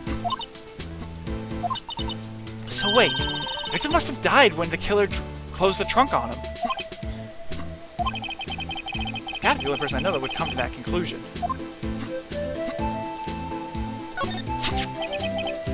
What's this? Looks like a note of some sort? Look, something's written on it. 675-12-2. You're right, let's see. 6-7S-12-2. There's a name printed on the paper above that. Goodman. And he fell out of his pocket when he was killed. Well, so what does it mean, Mr. Wright? How am I supposed to know? Note to self. For deductive reasoning, go to Edgeworth, not Wright.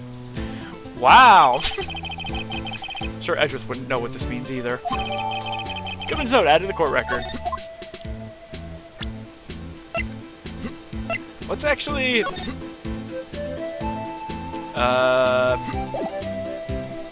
Let's actually, go and review this a little bit.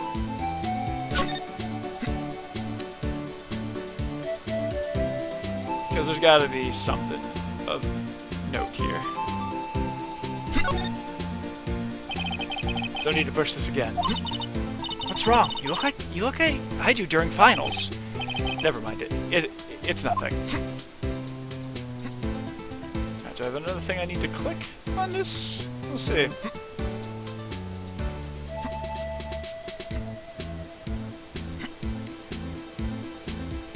Nope, looks like there's nothing else on there. Oh wait, yeah, there's. Man, what a boring strap. What's wrong with it? Everyone has different tastes, you know. Here, check out mine. It's a pink princess strap. These are hard to come by, you know. This series is as popular as ever with the kids.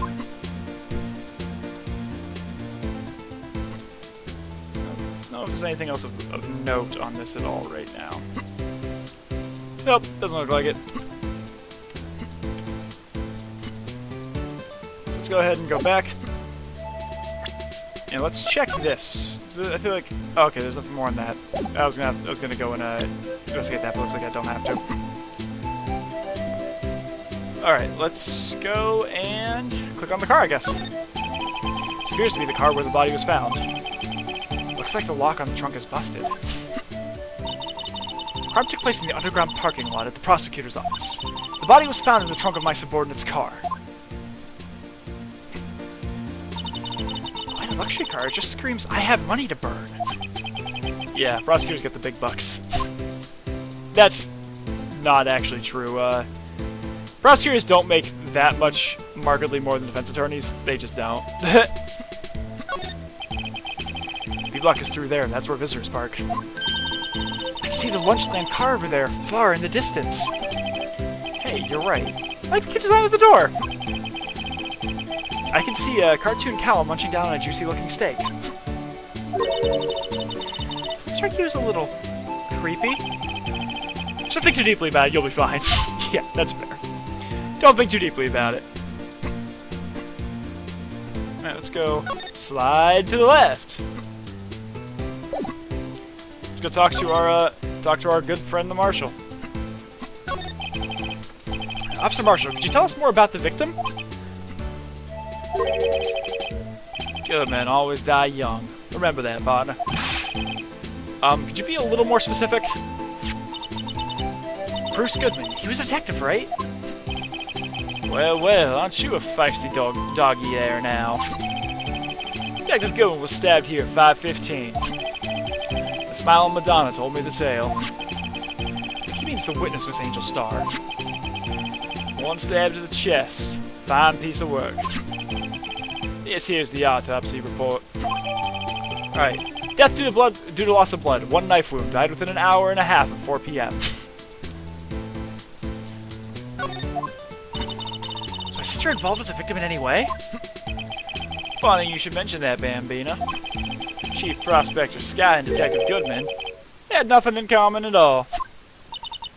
Nothing in common? They apparently worked together on a case a few years back. So there's no motive. Good wasn't a particularly gifted detective. That's one reason why he didn't do much work with the Chief Prospector. But my sister called the victim here on the day of the murder, right? Here to this parking lot? So it seems. Like calling an unarmed man to a shootout at high noon. It's high noon. I don't mean any offense, but... Officer Marshall, you're a patrolman, right? Not a detective? You calling me out? They shoot you for that in Texas. Huh? I was one of them fancy shoot detectives till 2 years ago, to tell you the truth. Oh, really? Now he tells me. But you're a patrolman now, so how can you be in charge of a crime scene? Nothing gets by you, does it, Bambina? So why are you in charge? No reason. We're just short on hands right now. I keep an eye out in the meantime. That's odd, though. Detective Gumshoe was saying he had nothing to do. Nothing important, at least. He's nothing but a sad old cow dog, can't find his tail. Maybe it's because he runs with that Edgeworth, eh? Edgeworth? That cow dog's been kicked out of this cattle run by order of the Chief of Police. Guess he don't realize it yet. Detective Gumshoe kicked out of the investigation?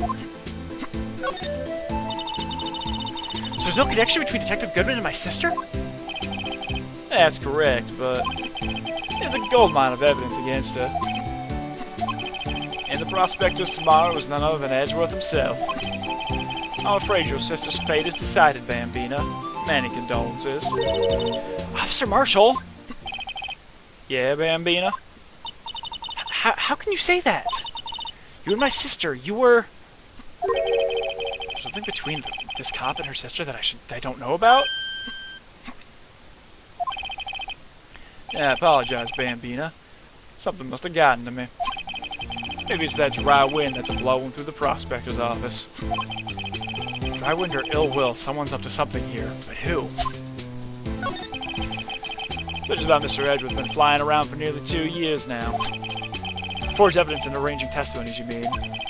He was unbeatable because he did whatever it took to win. Unbeatable, that is. Till he met you. But rumors are just rumors, aren't they? It's the prosecutors we're talking about. Evidence is everything to them. If you follow the rumors about Edgeworth to the source, you find one person. But they're off limits. Untouchable, you might say. One person? Who? I hate to say this, but it's your sister, Bambina. Chief Prospector Lana Skye. What? My sister? Edgeworth couldn't rustle all those cattle by himself. Some people load their guns with bullets, some people load them with deals. What you're saying, Edgeworth was making deals to win trials?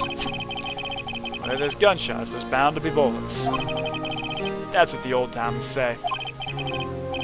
There's a big old secret hidden around here somewhere. Everyone knows it. Is how Detective Gumshoe was taken off the case? They targeted because he was closest to Edgeworth? So, well, how are you doing, Mr. Wright? How are we doing, Mr. Wright? I guess we've got some clues. We have an autopsy report, a note from the victim, and a cell phone. So you think we'll be okay? Well, the only thing still bothering me is that Lana's confessing to the crime. She says she did it. No problem. I can guarantee that she's not the criminal. Oh, by the way, Emma. Yes? I know that song your phone plays when it rings. What?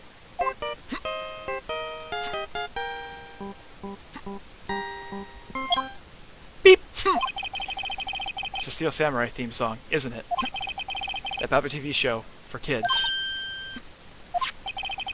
The phone that rang earlier wasn't mine. It was yours. At 5:18, just after the murder took place. Your sister called you, didn't she, Emma? I'm sorry. Can you tell me what you talked about? She hung up right away. I see. Cell phone updated. Property last guy. Last call made to her sister Emma at 5:18 on the day of the murder. Detective is murdered and the suspect is the top prosecutor in the district. I've got a bad feeling about this. Like, maybe I still don't know everything that went on here. Alright, to be continued. Oh, that we're gonna take our first little break. Probably about a 10-15 minute break. Otherwise, I will be back. I will be back here shortly.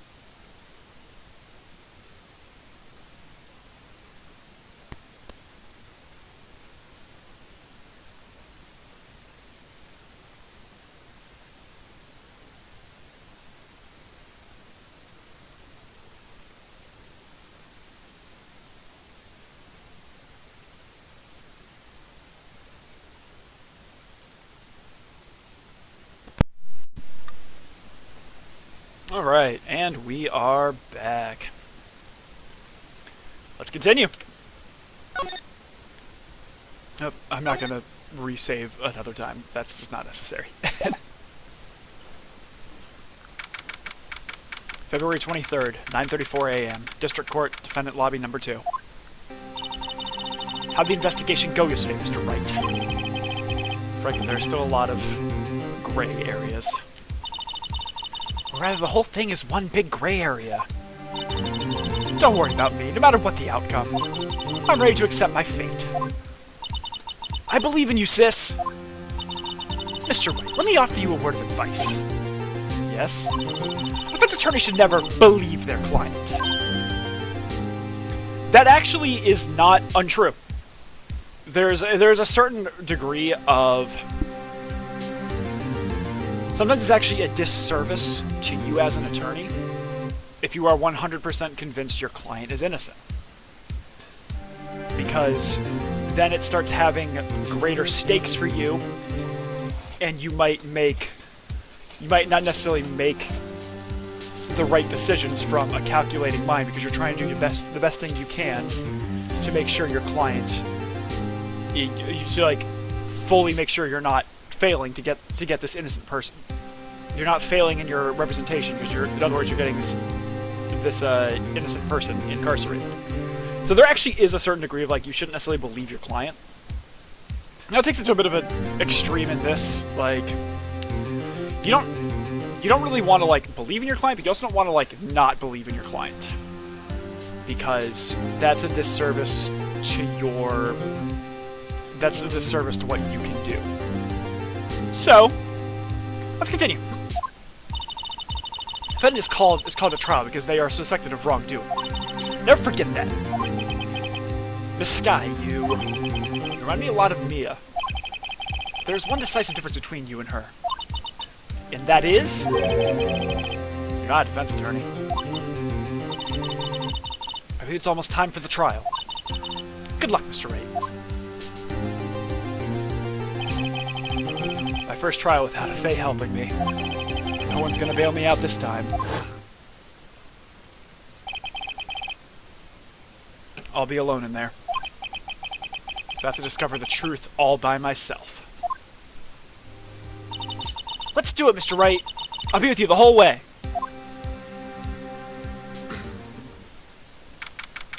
February 23rd, 10 a.m.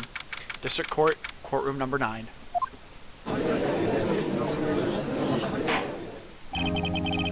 Court is now in session for the trial of Miss Lana Sky. Defense is ready, Your Honor.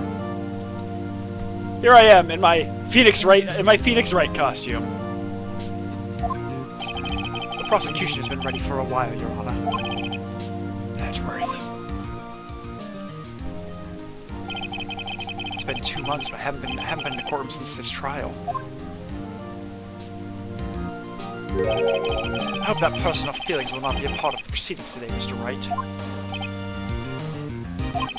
I would choose the path I think is right, regardless of what those around me might say. The judgment to be made here is in our hands, not those of anyone else. Very well, Mr. Edgeworth. Your opening statement, please. Chief Prosecutor Lana Sky has committed an unpardonable crime. Not only this, but she was rash enough to commit it in the prosecutor's office lot. Wow, he's much more forceful in person. I suddenly feel like confessing to everything. However, she will now pay for her rashness with her life. There was a witness to a crime. A professional witness. Well then, call your first witness, Mr. Edgeworth. Prosecution calls its first witness, Miss Angel Starr, to the stand. The cough-up queen.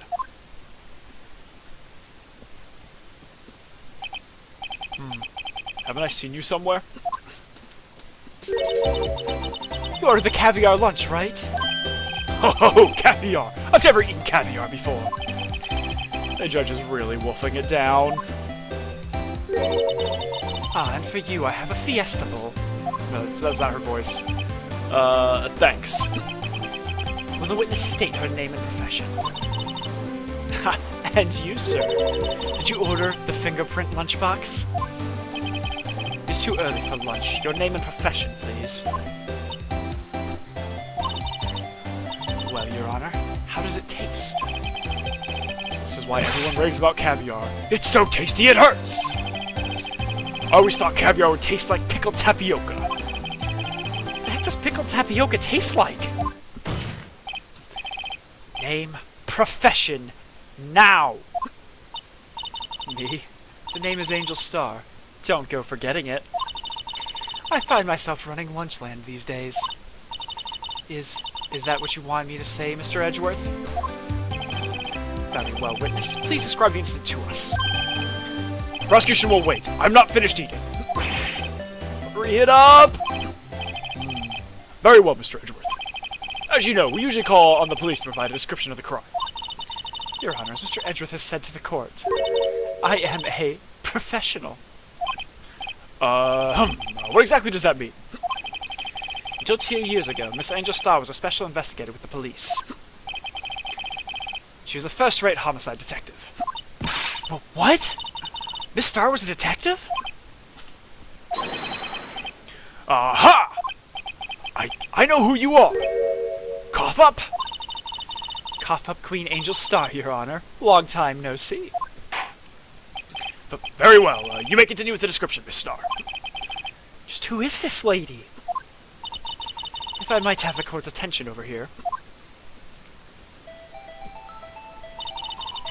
The parking lot of the prosecutor's office is divided into 2 blocks. A block is for the prosecutor's office personnel, and B block is for visitors and clients. A chain divider separates the 2 blocks.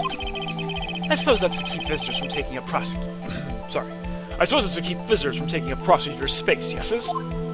Prosecutor's space, yes? The crime took place by a car in the back of A block, in the car's trunk. The killer stabbed the victim with this knife and went to drive the body out. Unfortunately for her, there was a witness and an arrest was made on the spot. And who was this valiant witness? Why, it was me, Your Honor. Parking lot 4 plans added to the court record. Witness, did you see the very moment of the crime? Of course, Your Honor. Immediately after that, I apprehended the chief prosecutor. It seems rather cut and dry, doesn't it? Well, Mr. Wright? Can't agree on principle, Your Honor. It seems that some poor losers are unwilling to accept the truth, Your Honor. Shall I proceed to crush what little hope they have remaining? If you can, then give them your worst, Miss Star. Mistrial! Oh, I'm sorry, Trev, I didn't mean to scare you there. I slammed the desk and scared my cat. I'm sorry, sweetie. Mistrial. A judge saying that automatically means this is not a fair trial for myself and my client. So I'm calling a mistrial right away. But alright, it's Phoenix Wright. Of course it doesn't work that way. Wait, are they talking about me? Witness's account. Somehow, I always knew a day like this would come. I was on my way to deliver a lunchbox to my boyfriend, when I sensed something. Perhaps it was my finely honed detective's intuition at work. Through the wire fence, I saw the chief prosecutor standing next to a garish car. The chief prosecutor was holding a knife in her right hand. Then she thrust the pointy tip of the knife in Detective Goodman's chest. Bring a lunchbox to your boyfriend? How touching. As you can see, there is no room for doubt. The key point of your testimony seems to be nothing other than the point of the knife which you saw being stabbed at Detective Goodman. So, how does it feel to be so utterly crushed? I'm still thinking about that. It's merely a flesh wound, Mr. Wright. Very well, Mr. Wright. You may cross-examine the witness. What is his account? So I always knew a day like this would come. We're gonna push a little bit. How did you know? I respect the prosecutor's basic abhorrence of crime, yet their methods are ugly and twisted. Twisted methods will always lead to tragedy. Lunchladys' uninformed opinion is duly noted. Given that they are used to erasing inconvenient evidence at their whim, killing off a detective that knew too much is merely an extension of that. Miss Starr, do you have something personal against prosecutors? I thought that I'd found my dream job when I became an investigator. If I hadn't been laid off by those prosecutors over there, I'd still be one. Laid off? She was fired. To me, prosecutors are nothing more than worms. That said, I am a pro. As you know, my testimony is unbiased and flawless. Very well. You may continue, Miss Starr. How do I deliver a lunchbox to my boyfriend? This boyfriend. He's the detective? Not that boyfriend. The security guard. That boyfriend? You have several? Yes. This boyfriend, that boyfriend, and the other boyfriend. You're telling me is that you have considered polyamory. Care to join? The yet another boyfriend position is still open for applicants. I'll stick with the lunches, thanks. Note to self, the judge had to think before replying. The security guard room is in the lot in A block. It's up on the second level, as you can see, and you can see everything from there. Maybe the room with a security sign. Incidentally, did you bring your lunchboxes by car? Since I'm a visitor now, I parked in B block. So she was in B block when she witnessed the crime. When I sensed something, perhaps it was my finely honed detective's intuition at work. You sensed something, so you're saying you had a premonition of the murder? It felt like, how would you say? Oh yes. It was like the feeling you get when you view a pumpkin chock full of seeds. I have no idea what that means. Thinking of a detective's intuition. Wasn't the victim Mr. Bruce Goodman also a detective? Yes, well, he was like a young cheese. A young cheese? A pale white cheese, not yet tangy with experience on the streets. A greenhorn. Then I must be hard-yellowed and sharp as a tack. Yeah, with the odor of old cheese to match. In any case, there in the lot I felt something stirring in the back of my mind. Through the wire fence, I saw the chief prosecutor standing next to a garish car. By garish car, you mean... Mr. Edgeworth's car, yes! Mr. Edgeworth's? Incidentally, the knife with which the victim was stabbed was also Mr. Edgeworth's. Wasn't it? Indeed it was. What an odd case this is. And the person you saw, you are sure it was the defendant? I saw her from no further than 30 feet away. I am certain it was her. She's telling the truth. We're doomed. Let's just do what we can. Even if we don't have any proof, we can always nitpick.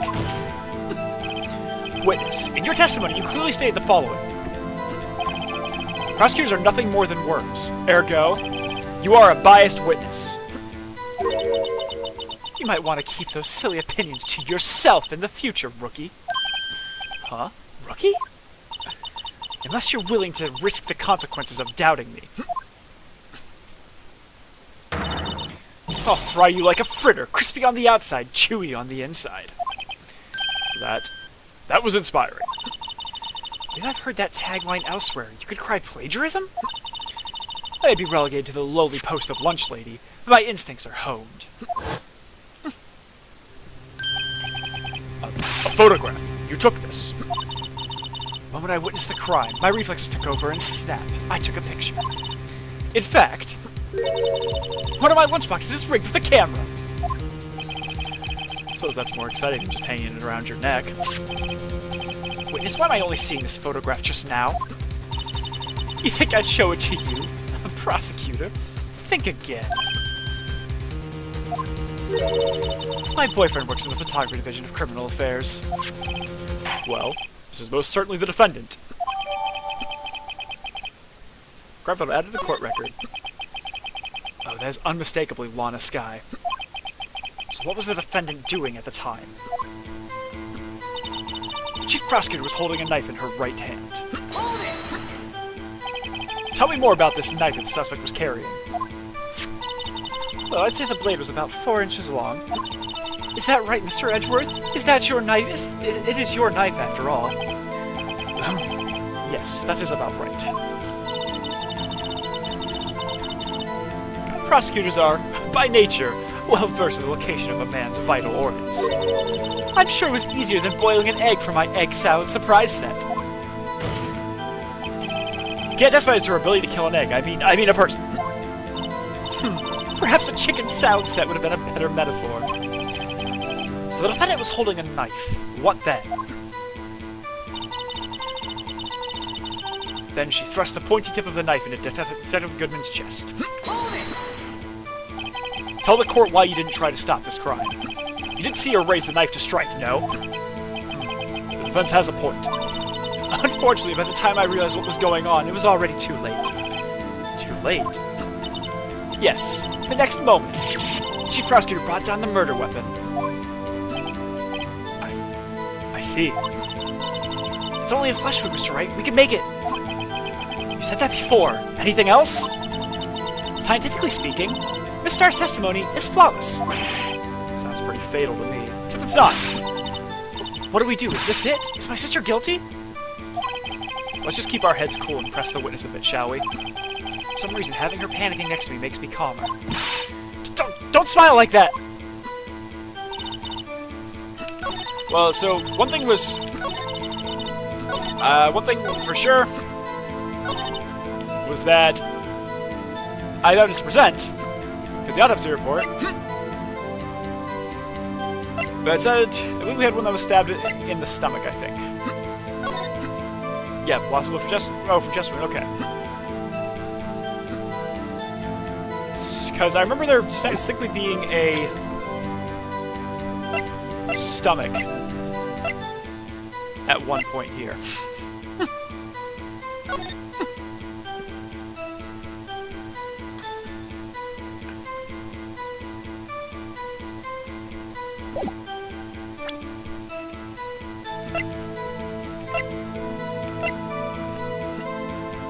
Because let's look.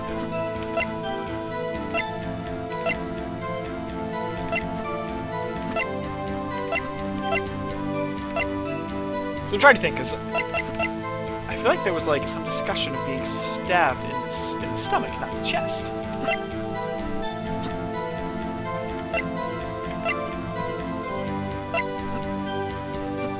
Well, let's check what she has. She actually was holding a knife in her right hand.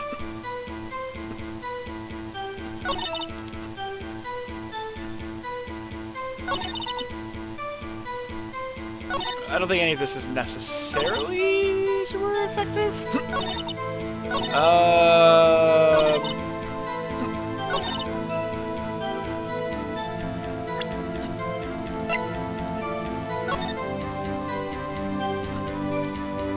Okay, let's... God, I feel like there's something. The moment of the crime is photo... Okay, well, there's no knife in the right hand, so I'm actually going to present that. And you witnessed this. You saw Miss Skye stab the victim with the knife. As I've already said, yes. I swear it on the finest salmon swirl lunch. I'm sure that is a fine lunch. But isn't that odd? Look at this photograph. This is the photograph you took of the very moment of the crime, is it not? Why is Miss Skye not holding a knife?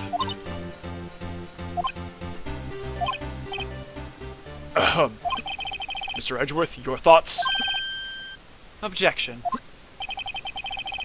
Had to be the weakest objection ever, Edgeworth. Yet it was still stronger than your ever feeble mind, Mr. Wright. What do you mean, Mr. Edgeworth? This photograph was not taken the moment before the stabbing. This was taken the moment after the stabbing. Objection! And how can you tell that? Blood splatter. Huh? See the dark crimson stains on the Chief Prosecutor's coat? It's a black and white photograph. Yes, it's hard to tell. Yes, it's hard to tell, but this could be blood. Well, Mr. Wright, I see no problem here. No problem? Except you. Mr. Wright, are you going to just sit there and take that kind of abuse? Ugh, got a better idea? Wait, that contradicts what the witness said in her testimony. Namely, that she took the picture the moment she witnessed the crime. Well, it seems I was slightly unclear. My apologies.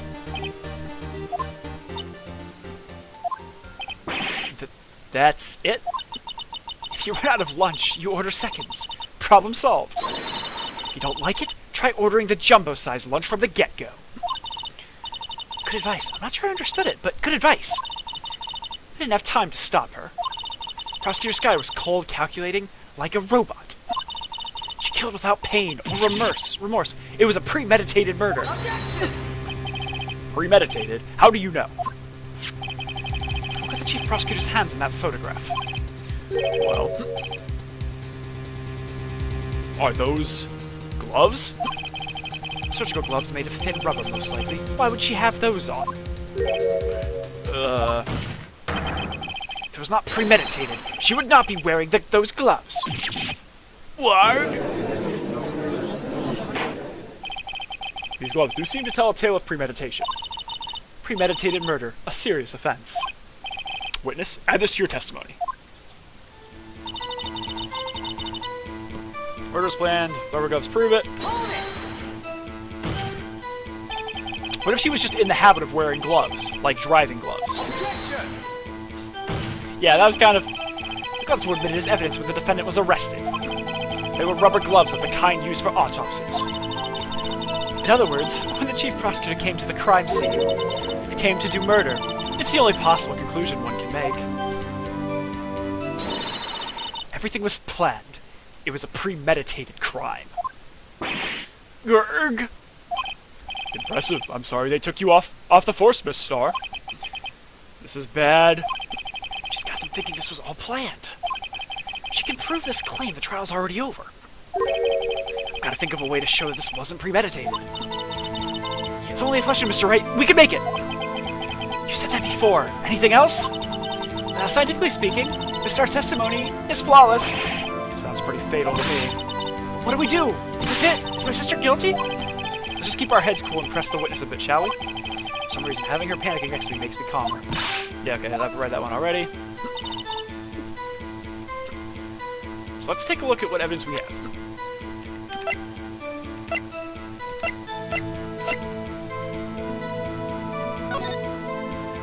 Obviously there were no prints on the knife.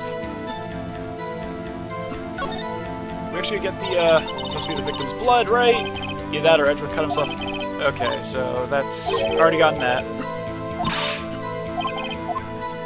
Okay, so I've already had that, so that's not particularly useful.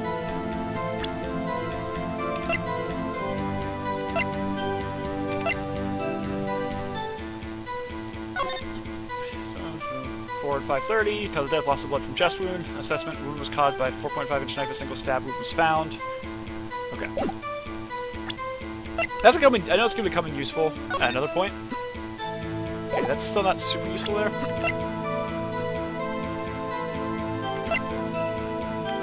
Well, okay, so... I'm just a little bit crazy here.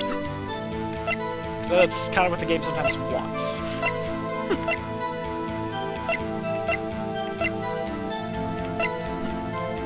So let me go through her evidence again. The lunchbox of my boyfriend, I said something perhaps my family contact intuition works.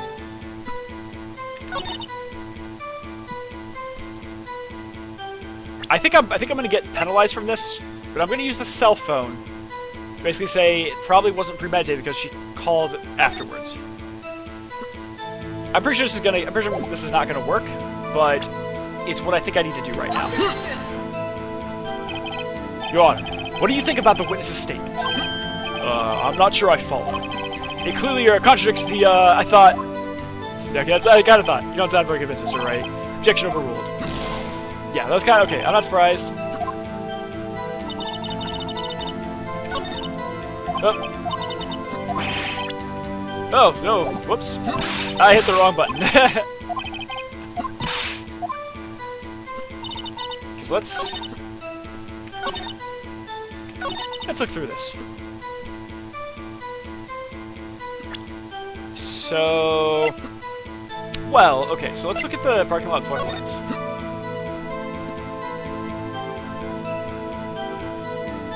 Because she... would have been the door, I guess, right there. So she probably couldn't have seen it. So let's... I'm gonna present the parking lot floor plans. Nope, okay, that was not it.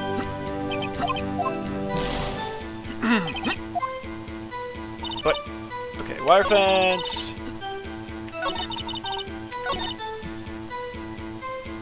I think I already pressed on the gloves.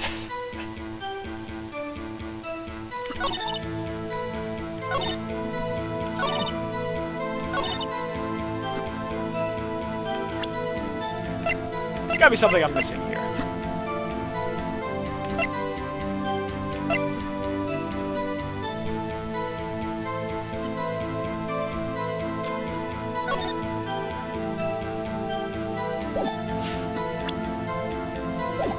Let's I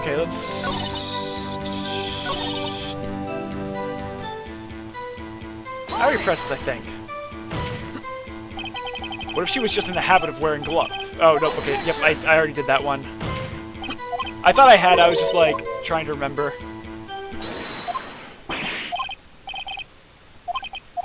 Okay. Okay, yep, so this is... Let's think. So, looking at... Okay, I always knew a day like this would come.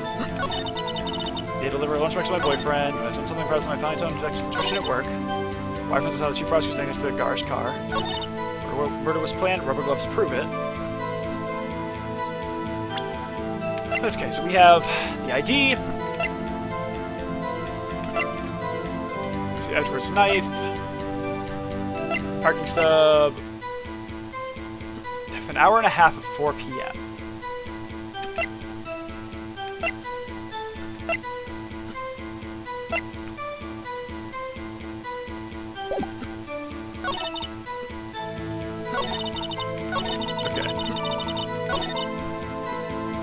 Trying to think here.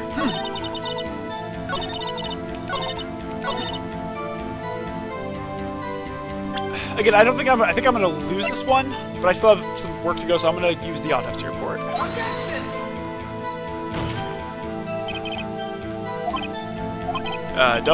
Nope, okay. Alright. That's kind of what I assumed as much there. We're gonna do a quick little, we're gonna save here.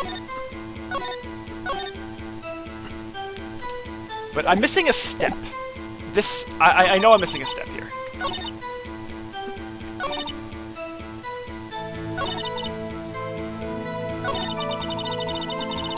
So let's... Okay. Well, so parking stub was entered lot at 5:12. So maybe, again, I'm spitballing a bit on this one. The fire fence is on the chief prosecutor standing next to a garish car. First plan, rope goes prove it. I'm going to present the parking stub on that. Because that's pretty set in stone. It was on the 221 there, so I'm going to present the parking stub. Your Honor, that's 7 countries evidence. Okay, nope. I'm very clearly missing a step here, so I'm going to... We're going to go ahead and reload to where I saved.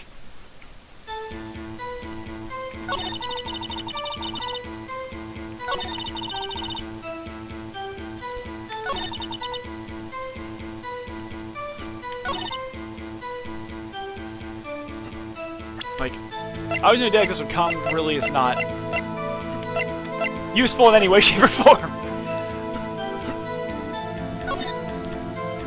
Yeah, she had the gloves there, obviously.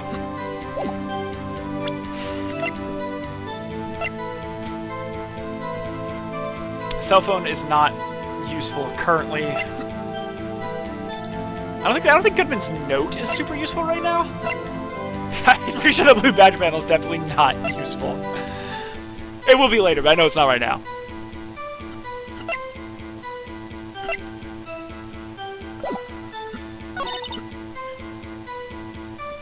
So I think I'm... Okay, I'm gonna look at these floor plans. So she's saying she went to go visit her boyfriend.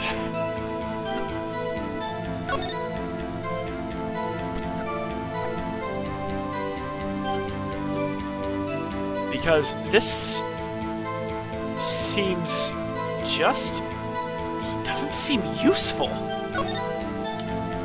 None of these seem super useful right now.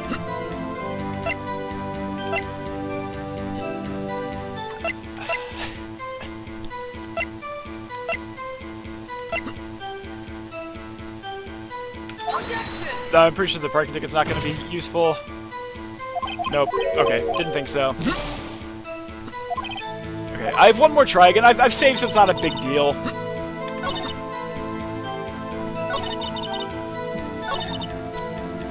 I press on that? I don't know if I pressed on that. You sensed something. So you're saying you had a premonition of a murder. I would say, oh yes. It was like the feeling you get... yeah, no idea what that means. Speaking of detective's intuition. He was also a detective. Yes, well, he was like young cheese. Well... yeah, so actually...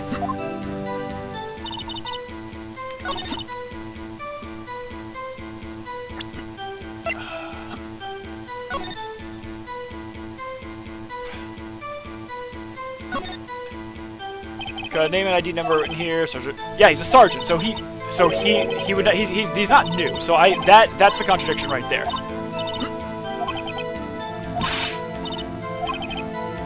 Okay, so I actually am going to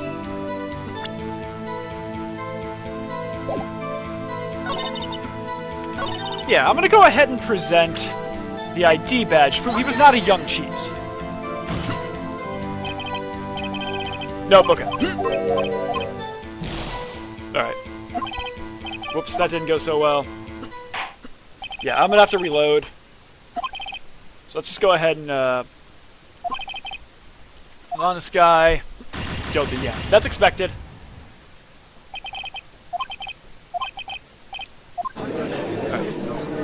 I will end up reloading here in a moment.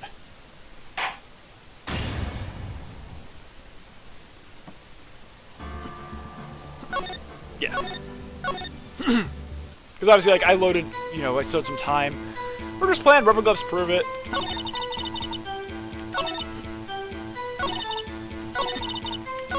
Like, I'm trying to look at the evidence of, like, what do I actually have right now? Because that seems particularly useful.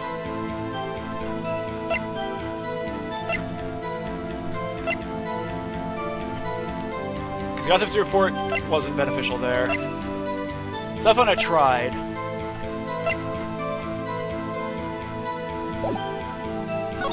Is that a way to learn? Switch my boyfriend? Yeah, I'll take a little hint. I'll take a little hint on this one, Hound.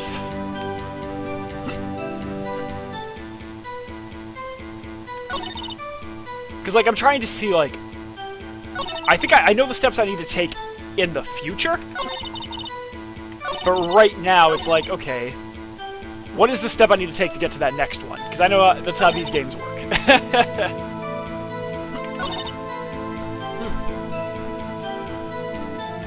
So, delicacy would come. I know I've already pressed on all of these.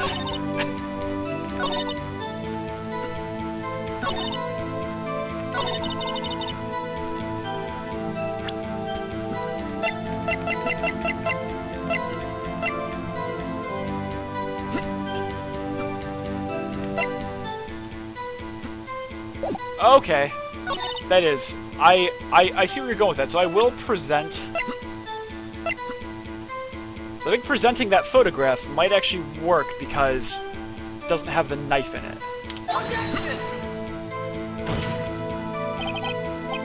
Nope. Okay, so I'm actually just gonna literally use the knife. That was kind of my next thought. There we go. Witness, do you know what this is? Are you trying to test me? I sell box lunches for a living, you know. That's a knife. The knife. The knife that was in Mr. Edgeworth's trunk. Indeed, it is my knife. What's with this case? A bloody murder weapon, a red car, all belonging to the prosecutor there? The defendant is the chief prosecutor for the district, right? Mommy, are prosecutors bad people? Defense has a request. We ask that the witness provide an accurate testimony. What's that, rookie? In your testimony, you say that Lana Skye planned this murder, and that's why she was wearing those special gloves. Seems like a natural conclusion to me. The gloves do indicate planning. However, why would she not also prepare for the most important thing, the murder weapon? Oh. Does that just happen to be in the trunk of that car? Ladies and gentlemen, if you're going to plan a murder, you don't forget the weapon. That's true.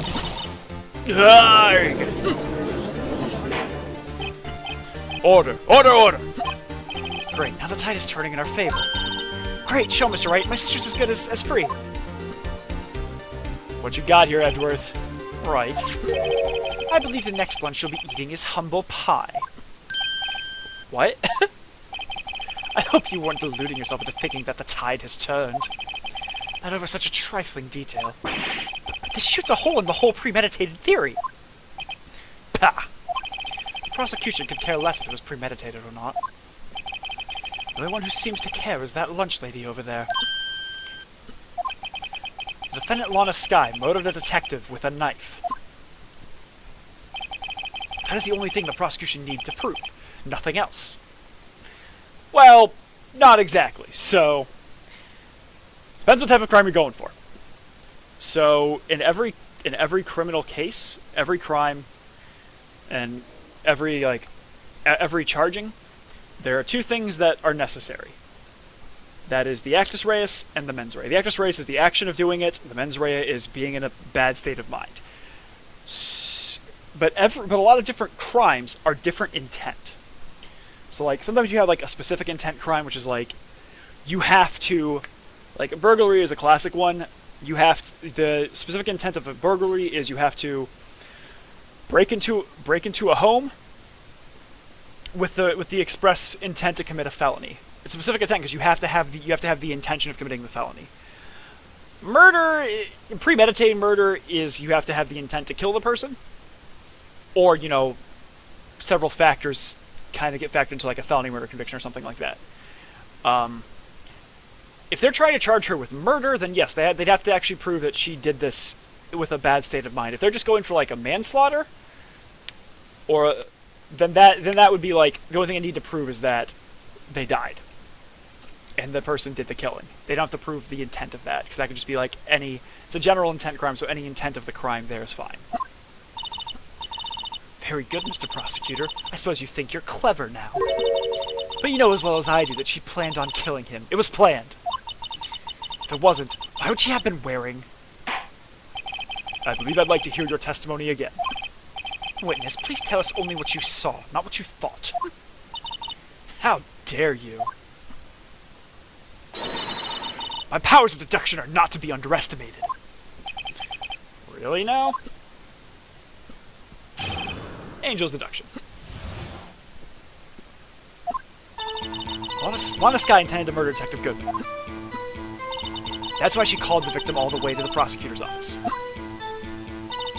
I'm sure the chief prosecutor had a grudge against the victim. Nothing else can drive that human machine to plunge the knife in again and again.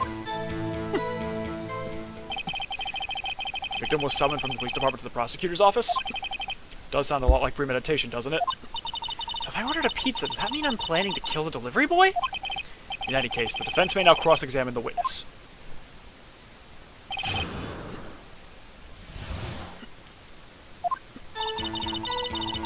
So we're gonna go press on these. You've said that, but you haven't told us how you know. So I'm about to tell you, rookie. I believe what she just said was a mere prelude to the story she's about to tell. Trying to interrupt her again. Rookie. Never interrupt a storyteller. It's like pulling a bun out of the oven half-baked. Something's half-baked here, alright, and it's you. Try to confuse the defense witness. They're not very quick on their feet. Now, why did you believe the suspect had intentions to murder the victim? Her actions speak for themselves. That's why she called the victim all the way to the prosecutor's office. You have no proof that Miss Skye called him there. You have no proof that she didn't. Mr. Edgeworth, thoughts? There's no record of a call made on the defendant. There is no record of a call made on the defendant, Miss Lana Skye's phone. She might have written him a letter. Come on, you could have tried public phone first, at least. In any case, the victim came to the prosecutor's office where he was murdered. I'm sure he had a reason to be there. Witness, why do you think it was a suspect who summoned the victim that day? I'm sure the chief prosecutor had a grudge against the victim. What kind of grudge? Well, I wouldn't know that. Of course you don't. That's because she didn't have a grudge. Rookie. I have a lunchbox here. Now, what's inside? How am I supposed to know? Also, a witness is not going to ask counsel a question. That doesn't happen. That is not allowed to happen. The judge would say, hey, you cannot ask... The attorney asks you questions, not the other way around. But, unless, like, you need a clarification question, that's a different thing. But, yeah, no, if you're on the stand, you don't question the attorney. See, we agree there is a lunchbox here. We don't know what's inside. A person's life is like a lunchbox with pretzels. Don't you agree? I get it. That's why my lunch was so salty. This judge isn't very good with metaphors. The suspect had a grudge against Detective Goodman. Will you tell us your basis for thinking this? It's simple. Nothing else could drive that human machine to plunge the knife in again and again. A human machine? That's a contradiction. Please. Can't you find fault with something of substance, Mr. Wright? Note to self, Mr. Edgeworth's eyes smell like citrus fruit. That's creepy. You say again and again. How many times did she stab him exactly? We often say chop into 1,000 pieces. We don't actually mean 1,000 pieces. What difference does it make if the deed is done? How come she's getting mad at me? Let's just say she stabbed him several times and leave it at that. Leave it at that? This is a murder case, people! Mr. Wright, you should speak up if you have an objection, you know? The star has turned out to be as short-tempered as she looked when we met her. Challenging her abilities as a detective really set her off. A short wick burns out the fastest. It's a scientific fact. I wonder, would it depend on the size of the candle? I mean, add more wax and even a really short wick will burn longer. Pip! Obviously, more scientific testing is required. But I actually already know the contradiction on this one, because this is the autopsy report, stabbed one time. Objection! You say she stabbed him again and again, but you couldn't have witnessed that. Are you testing me? Then I'll test you! With my moss surprise! I'm afraid the moss is growing under our feet as we wait, Miss Starr. What do you mean? I shouldn't have to explain this, but take a look. The autopsy report states the death was due to a loss of blood from one stab wound. Aha! You're right. Good show, Mr. Edgeworth. What a hunk, he's my hero, really. What about my objection? No one noticed? You're a defense attorney, Nick. People don't really notice you unless you mess something up, and then it's always your fault.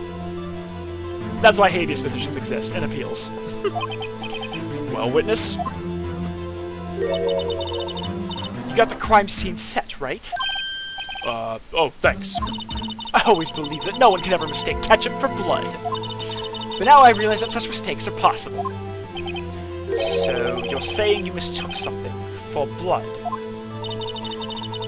Just when she lifted her knife, I thought I saw blood at her breast. Splattered blood from her victim. That's why I thought she must have stabbed him at least twice. Then tell us what you saw that you thought was blood. Whoops. I clicked too fast there. Whoops. Her red muffler looked like blood to me. That's how ghastly the whole scene was. We're gonna press a bit here.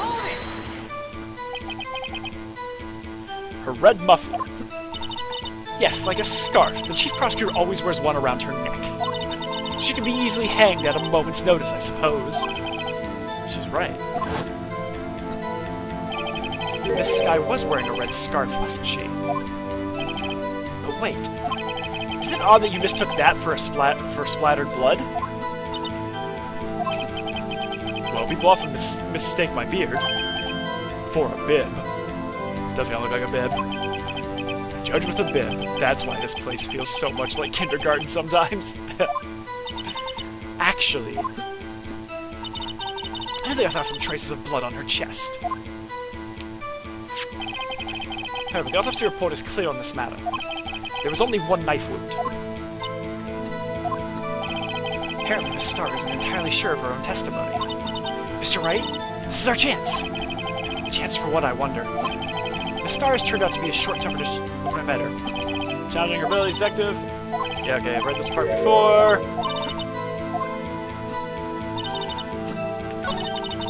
So what I want to do is I want to look at the photograph, because I don't actually think she had her scarf on in the photograph. She did not have a scarf on in the photograph.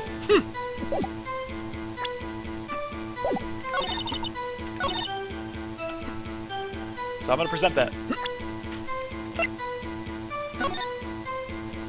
I meant to hit E and not not click. Oh well. Miss Starr, I demand an explanation. The witness is clearly not suited for detective work. What? The suspect was not wearing a scarf or muffler of any kind when she stabbed the victim. And you've proved it yourself with this photograph. Huh? But that can't be! Only a professional lunch lady could be so utterly clueless. Congratulations. Perhaps you finally found your true calling in life. Harsh words, but good. In the end, Mr. Edgeworth prevails. What was my objection? Chopped liver? But it was there, a scarf. No, not that, but something red. Really?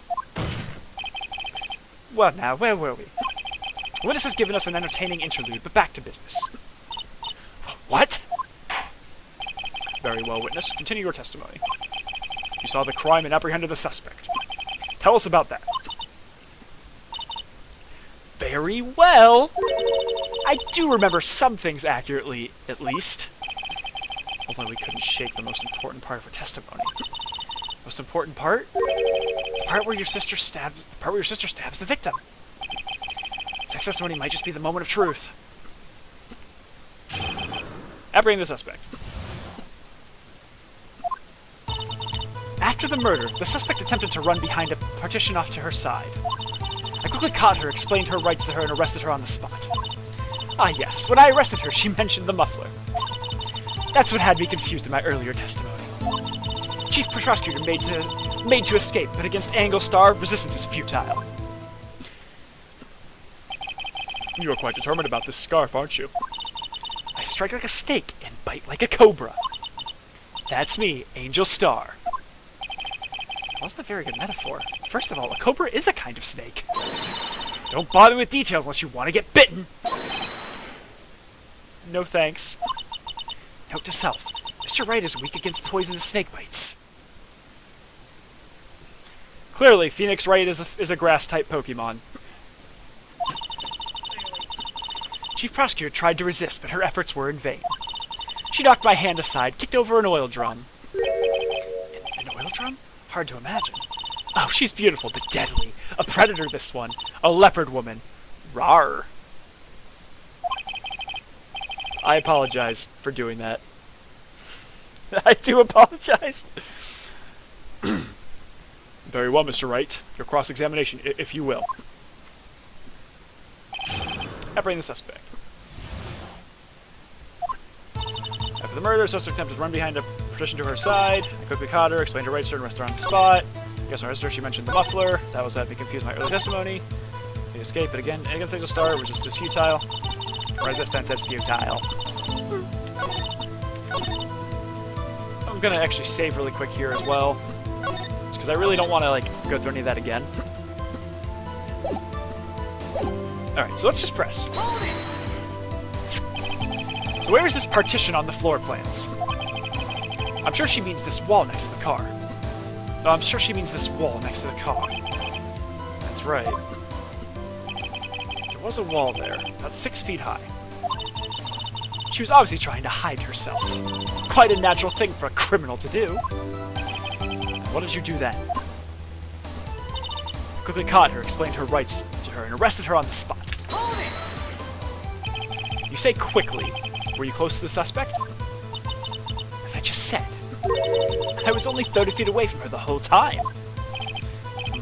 Maybe I should press her for more details. Yeah, press her. I'd like to see this on the floor plans, just to be safe. Lunchland car was... She was a visitor, thus she was parked in... She was a visitor, thus she was parked in B block. So you witnessed the murder from here. That would make it about 30 feet from the car, yes? Is that correct, Miss Starr? Yes, that's right. There was a chain link fence in front of you. I went over it, of course. Amazing. The cough-up queen lunch lady athlete indeed. It's taken her a little time to climb over the fence. She couldn't have gotten to my sister that fast. Yeah, the fence was about 9 feet high, too. How did Miss Sky not get away?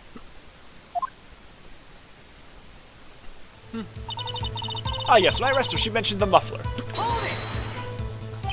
She mentioned the muffler. What exactly did she say? If I remember exactly, I would have told you in my testimony. Cheeky. Anyway, all I heard her say was the word muffler. Just that one word? So what you heard? Wasn't the suspect talking to you to someone else? Yes, the chief prosecutor was talking on her phone. Her phone?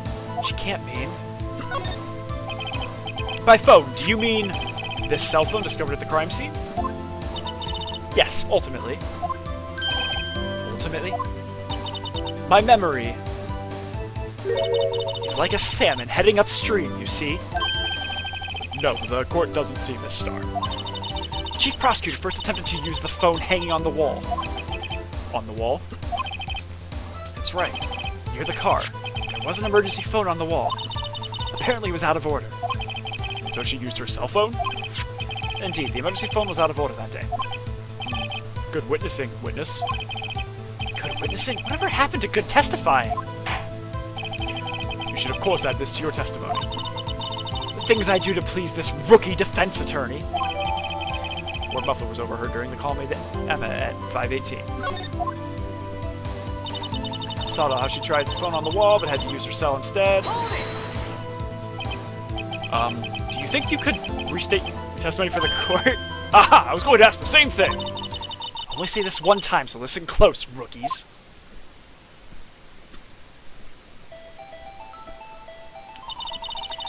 Chief Prosecutor stabbed the victim and ran behind the partition. Then she picked up the emergency phone on the wall, but it was out of order. So she pulled her own cell phone out of her pocket. During that time, you climbed over the chain link fence. Then when I boldly grabbed her arm, the chief prosecutor hung up her phone. And you saw her doing this. What is it, Mr. Wright?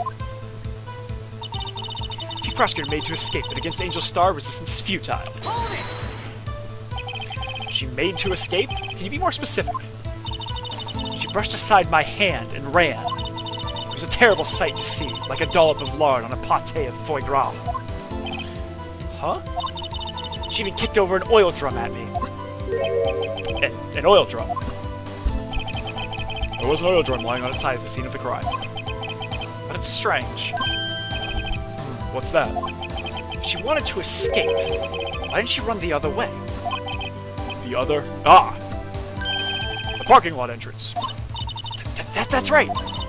Doesn't make any sense that she would run from behind the partition to the oil drums. Excellent. More mysteries. Wish we could solve a few before finding more, though. So this guy tried to run. I'm sorry my sister is so suspicious, Mr. Wright. Not as sorry as I am. But she didn't do it. You have to believe me. Murder's also come to run behind the partition to her side. Guy explained to Wright, so it's on the spot. So I tried to phone.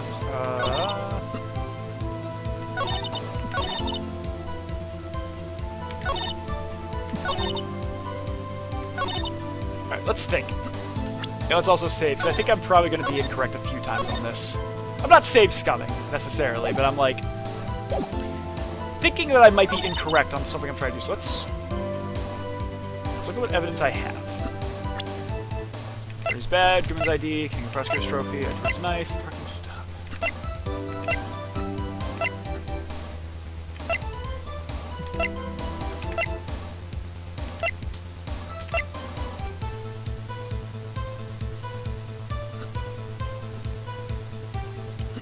Alright, let's go. I need to go through her testimony again. The nurse was attempting to run behind a partition off to her side. Quickly caught her, explained her rights to her, and arrested her on the spot. She mentioned the muffler. Saw it all. She tried to phone on the wall, but had to use her cell instead. The rescue made to escape, but against Angel Star was just futile.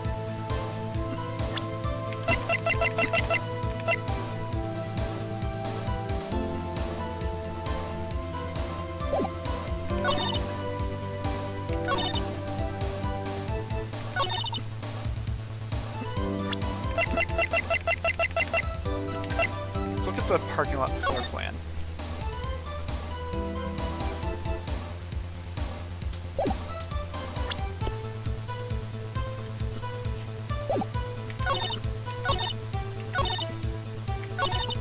Okay, so to run behind a petition to her side, that is not a contradiction. We caught her, explained her rights, and arrested her on the spot. Mentioned the muffler.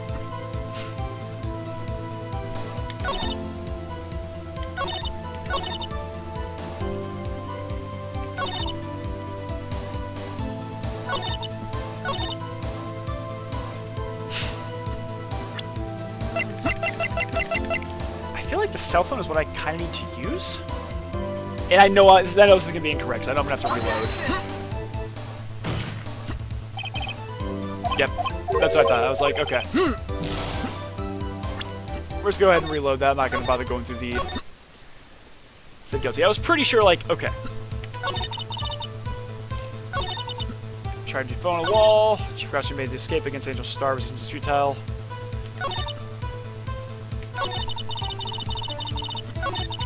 Nope.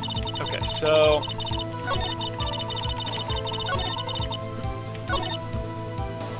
let's look at the evidence that I have. Edward's knife is not particularly useful. I feel like that parking stub is going to be useful in the line, but it's not useful right now.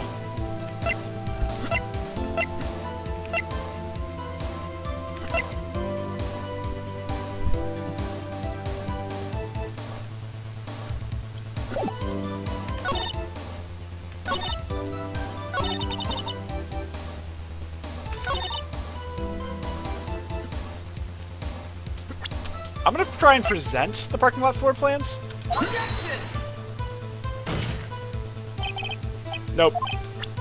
Okay.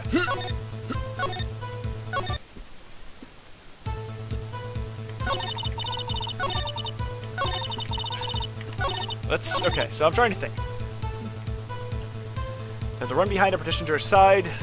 That could be believable. A good car, explained her rights, arrested her on the spot. She just mentioned the muffler. I saw it how she tried her phone on the wall, but had to use her cell instead. So, considering, like... Actually, yes, so... Miss Star, I have to conclude that you have a personal grudge against Miss Lana Skye. That's what I did. I was like, wrong spot. This is a former detective. Her testimony is unmarred by personal bias. Well, who'd have thought you'd be my knight in shining armor, Prosecutor? You, who together with the Chief Prosecutor, kicked me out 2 years ago. Well, Miss Star, this is a fatal contradiction with your testimony. How do you explain this? I don't know what you're talking about. Mess with me, and I'll make you cough it all up. Let's look at the floor plans. Said you witnessed the crime from this point. However, if that's true, you wouldn't have possibly seen Miss Skye making that phone call. I believe you see what I'm getting at. That emergency phone was on the backside of this partition. If indeed you were in B block, you couldn't have seen it. What? Order, order. What is the meaning of this? It's simple, Your Honor. She's not coughing up lunch. She's coughing up lies. Nice one-liner.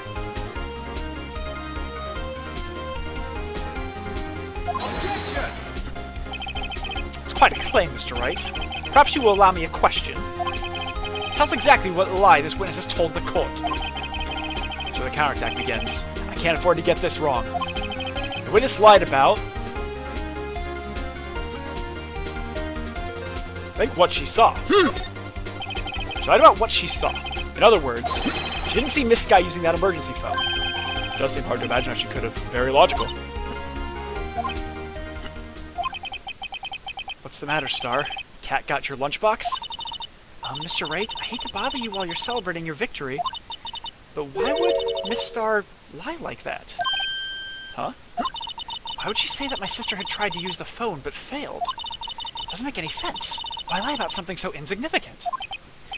Oh, dang, she's right. I mean, maybe she did see her try to use the emergency phone. I see no room for doubt here. You ordered the patooey on rice, right? Mr. Wright, I thought you... Huh!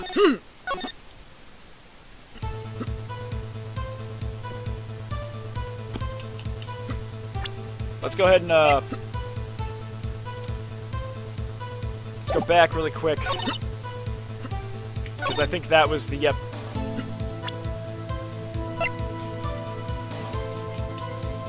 Yep, we're gonna go ahead and, present that. Because we've already gone through this part here.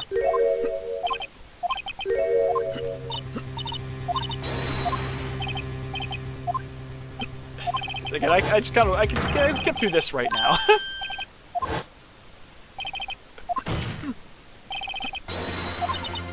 So I think the actual answer is the order of what happened.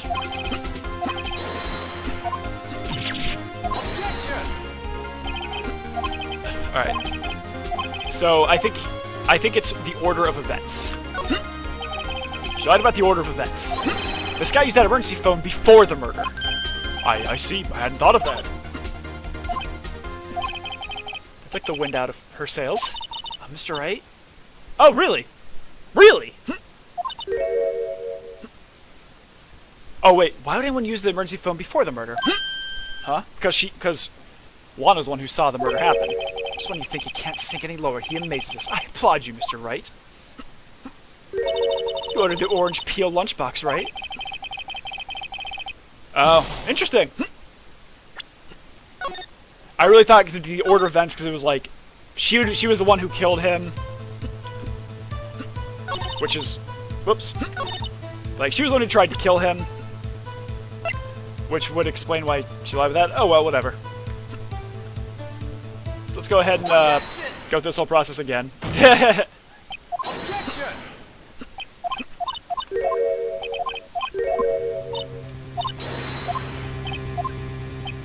No, I really thought it was like she messed up the order because Lana saw the murder, went to go call, then had Angel go and chase after her. There I go, thinking like a lawyer again.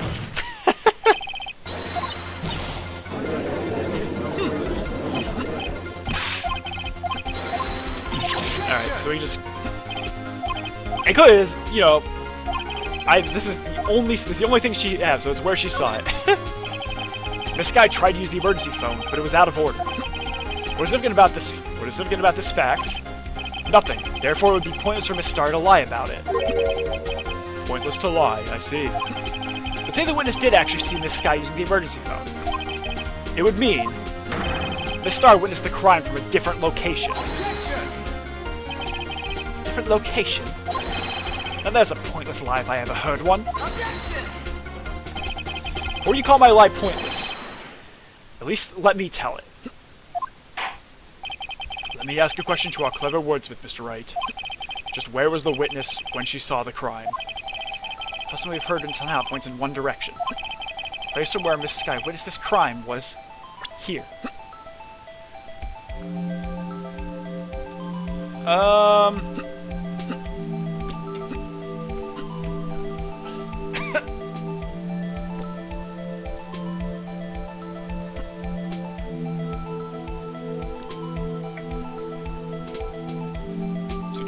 maybe? Yeah, I think a security room. I mean, she wouldn't have seen the murder, so we're gonna try it. This is the only place where she could have been. The security guard room? Indeed, the security room is in the underground parking lot, as well positioned. It's built on the second floor, so you can see the entire lot. She would have been able to see the emergency phone from there. But why there? There are many other places where she could have seen the phone. Not in this case, Your Honor. The witness, not being part of the prosecutor's office, couldn't park in A block. The only place where she could have seen the crime and the back of the partition is here. I remember in your testimony you said you brought a lunch to your boyfriend in the security guard room, yes? Well, Miss Starr, that is true, Hound. How many years have I been getting the better of men? To think that the tables could be turned. Today, a man has got the better of Angel Starr. Order! Order! Witness, what have you done? You used to be a detective. You should know better. I'm not turning back. The guilty will be punished. And I'll do what I must to make sure justice prevails. The guilty? Is she talking about Miss Skye? Mr. Wright, doesn't this strike you as odd? Why did Miss Starr lie? It doesn't make any sense. Huh? She could have just said she saw the crime from the security guard station. It wouldn't change anything. Exactly. This photograph tells all. This photograph tells it was the defendant who stabbed the victim. That truth still stands. Objection! It still stands? I disagree, Mr. Edgeworth. What? If a witness is found to be lying, they're guilty of perjury. She knows this. She wouldn't risk that without a good reason. That's actually true. If you lie on the stand, you are guilty of perjury. Tell us what her reason was, Mr. Wright. Me? We're gonna save before I go any further, because this is probably another one of those, like, you get this wrong, you're totally screwed. Who else? Mr. Wright, let's review what we know. Miss Starr witnessed the crime from the guard station. She lied and said she saw it from B block. Must make a vital difference. But what? What would change?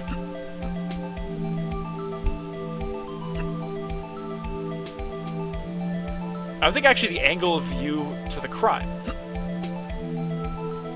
And thus the photograph. I mean, would also change the distance. No, actually, it wouldn't change distance too much. I think it's the angle of view, because she'd be up above looking down, compared to on the ground viewing it the other way. Because difference of lighting is not particularly important, so I think it's going to be angle of view. Why the angle at which she saw the crime occur would change. The angle? What do you mean? Well, security guard station is on the second floor, and she would have sort of a more 3D view of the crime. And this is important. Why? Perhaps you'd like to reconsider, Mr. Wright? I'm actually mildly surprised that that's not the answer. Cause like, it's fairly equidistant from where she said in the security room to where she said she saw it in B. Is there difference in lighting? Because they're equidistant. At least looking at the evidence, it looks like it's pretty equidistant. So would it be difference in lighting? It's a difference in lighting. Lighting? What does that mean? Well, it means see, the security guard station is on the second level, so she would have seen the crime in better lighting conditions. And this is important. Why? Really? Okay, I'm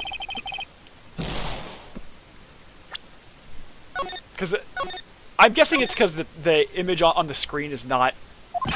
doesn't look like it's not going to be the same thing, so I guess distance would be the correct one. But, like, again, it's so close because it was so close to there. I guess it's distance. That cuts me by surprise. Like, I disagree with that, but whatever. Change distance between her and the scene of the crime. My condolences, Mr. Wright. One look at the floor plans and it's quite clear. Distance between the scene of the crime and the guard station is 30 feet. I don't see how that would change what she could see. Objection! What she saw is not in question here. What matters is the time it would take her to reach the scene of the crime. Okay, I guess I was thinking like Edgeworth there. I was like, that shouldn't be important, because it'd be the same distance, basically. But no, this does make sense. Miss Starr, you witnessed the crime from the security guard station. Now, how long did it take you to go from there to the scene of the crime where you arrested Miss Skye? Well, witness? You? Yes? You ordered the squid wheels, right? Quality of my lunches has gone from low to inedible. I was bringing a PB&J lunch with fresh boysenberry jam to my boyfriend. Boysenberry for the boyfriend? He wasn't in the station, so I waited. I witnessed the crime from the glass-walled station.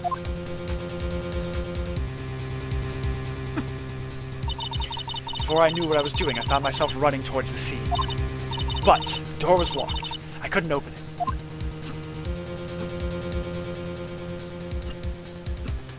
She had to run all the way around there. That's why I had to go through the visitors' parking in B block. That's quite a detour. It probably took me at least 5 minutes to get to the scene of the crime. 5 minutes? This changes things considerably. But it was that woman over there, the defendant's chair, who stabbed him. I know it. I have photographic evidence. I swear it. I swear it on my finest plastic spork. You have a point. And this work is a wonderful invention. It's not that great. Would you like another caviar lunch?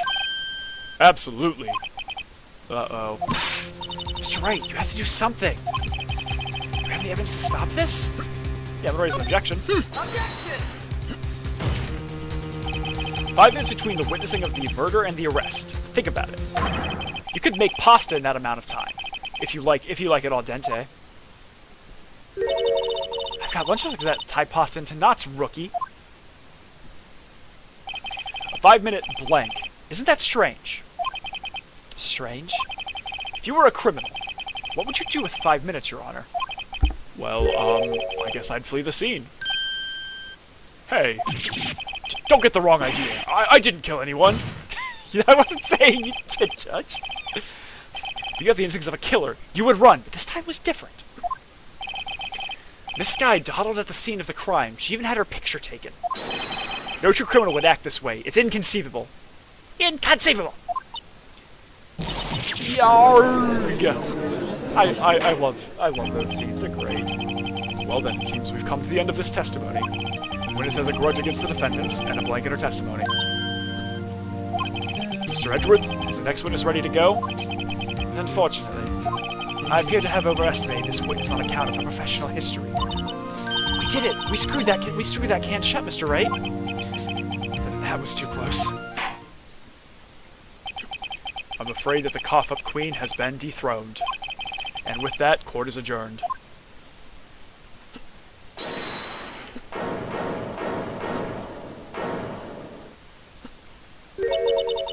Mr. Edgeworth, you ordered the squid wheels, right? That's what you tried to foist off on me.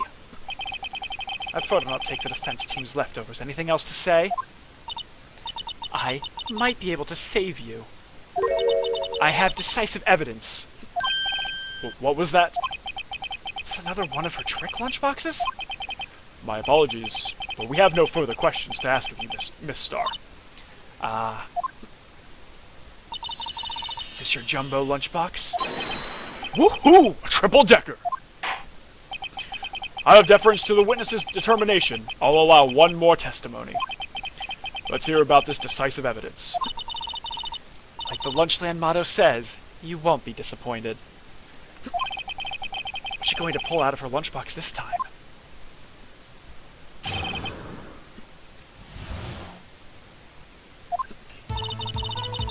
I'm gonna go ahead and save. Again, I'm kind of really I'm running really tight on everything right now. Because I think like a lawyer. I should have mentioned those 5 minutes when I wasn't looking at the crime scene. And now, to the matter of the victim's shoe, did I not bring this up? 2 types of blood were found on his shoe. One was, of course, the victim's, and the other blood type matched that of the defendant, Miss Lana Skye. This shoe proves it. It's flawless, decisive evidence. What? There was blood found on that shoe? Try Lunchland for all your lunch and decisive evidence needs. Witness, what's the meaning of this? Why is this the first time I've heard of this evidence? Simple, as I've already said. I don't trust you with evidence, Mr. Edgeworth. That's why I took the liberty to investigating this myself. And you had blood tests performed? Didn't I mention? I have 3 boyfriends in forensics. In any case, Your Honor, I can't accept this as evidence. What? You must know the 2 rules of evidence law. Rule number 1, no evidence shall be shown without the approval of the police department. That is not true. In other words, this shoe is illegal evidence, at least for the time being. Is that right, Mr. Wright? It seems so. Edgeworth sure is celebrating. Not so fast, Mr. Edgeworth. Don't forget, I used to be a detective. As I mentioned previously, this shoe has already been tested by a member of the forensics department. As you can see, it was approved by the police department as of today. Even the general public can produce official evidence, Mr. Edgeworth. Is that right, Mr. Wright? It seems so. Edgeworth is looking pretty sullen. Yeah, that's sullen. That's a word for that. You could at least study some evidence law, really. The prosecution's complaints notwithstanding, it appears that this evidence satisfies the first rule of evidence law. However, it seems you have yet another count against you, witness. I think to assure the guilty are properly judged. Victim shoe added to the court record. Very well, Mr. Wright. You may cross-examine the witness. Decisive evidence. Should have mentioned those 5 minutes when I wasn't looking at the crime scene. Push! Why'd you lie about those 5 minutes? I guess you could say I just wanted people to look at the results. The results? How many times do I have to say this? I saw the chief prosecutor stab the victim before my very own eyes. Compared to that, a 5-minute blank means nothing. Why didn't you just tell the truth? Don't make me laugh. We're dealing with the most untrustworthy of the vile lot known as prosecutors. Falsified evidence, arranged testimonies, racing and manipulating evidence. When you fight monsters, you need to use every trick in the book.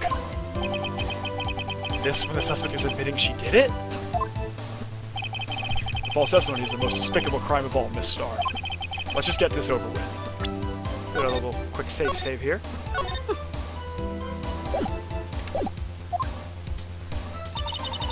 Now the matter of... Okay, then I'll bring this up. You found this shoe at the scene of the crime. I detained the chief prosecutor and notified the police department. I wanted to make myself useful while I was waiting for the police to arrive. So like an ill-trained pooch, you snuck off with a shoe. I was afraid someone would erase the chief prosecutor's crime. This shoe was my secret weapon if that should happen. See this fashionable basket I have here? It carries more than lunchboxes, gentlemen. I'm happy for you and your lunchbox bag, really. In any case, you removed valuable evidence from the scene of the crime. Now tell us what you did next. 2 types of blood were found on this shoe. One was, of course, the victim's. The other blood type matched that of the defendant, Miss Lana Skye. So you brought it to the forensics department. If you're going to submit something as evidence in court, you need it approved. To do that, evidence must be analyzed by a forensics expert. She got away with her little coup because she used to be a detective. The shoe does appear to have bloodstains on it. Well, the man was stabbed, after all. That blood belonged to the victim, Detective Goodman? As I said, there were 2 types of blood found on the shoe. The blood type matched the defendant, Miss Lana Skye.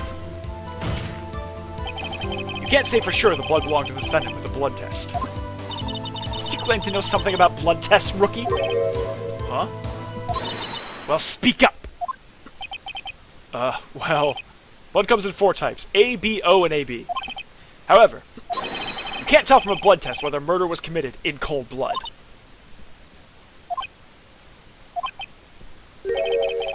That's just a figure of speech, Mr. Wright. Actually, we can differentiate between millions of types with all the blood tests out there. Which means that we can more or less narrow any sample of blood down to just one person. Or so I hear. That's pretty specific. Had a little more time, I would have gotten DNA test results. But they said there were very little doubt it could be anyone but Miss Lana Skies. So the suspect's blood was found on the victim's shoe? That ties her directly to the death of Detective Goodman. I was afraid he was going to say that. She proves it's flawless, decisive evidence. Can this evidence go through without a fight? You ordered the peppered fish guts, right? Some like it hot, Mr. Wright. Some like your client. She's in enough hot water to make a whole vat of soup. Mr. Wright, do you or don't you have a problem with the shoe? A problem? This is critical. Is there a problem with the victim's shoe? Yeah, there's a problem. Not imagining things. I'd say there's one critical problem with this evidence. A clear contradiction. That gleam in your eyes. You're still young, rookie. I'd give you a peppered fish gut now. But you couldn't take the heat, could you? Let's hear what Mr. Wright has to say. What is contradictory about the victim's shoe? Show us the problem with his evidence. Alright, well, first off, let's... Really, it's not giving me an option of...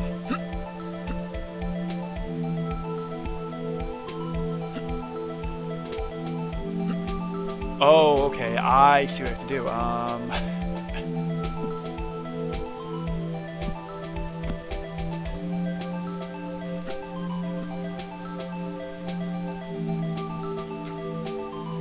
Okay, let's take a look. It's probably not the blood on the bottom of the shoe, because that could have been the blood from the defendant. Or sorry, from the victim.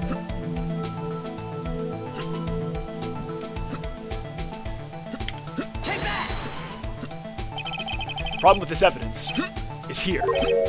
Where?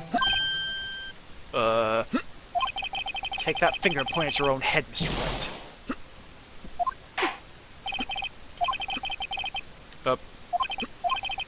Looks like we're gonna have to continue. Was it the blood on the bottom of the shoe, maybe? Okay. That...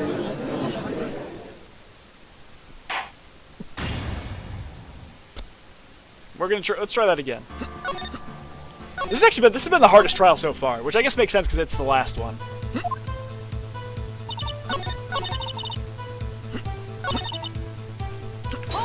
I'm not gonna bother pressing through all that. I can't have this evidence go with the fight. I read all this.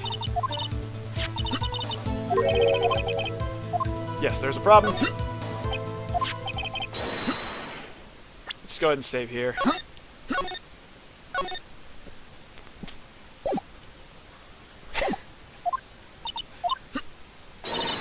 Okay. So let's see what the problem is.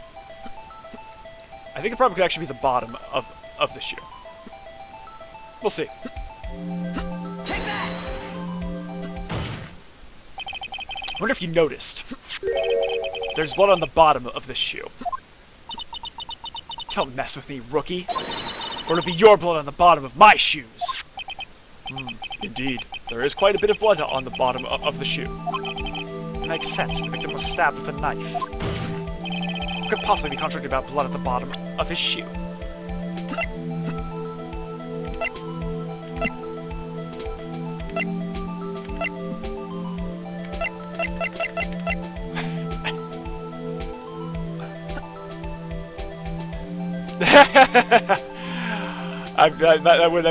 That would be pretty funny, Hound.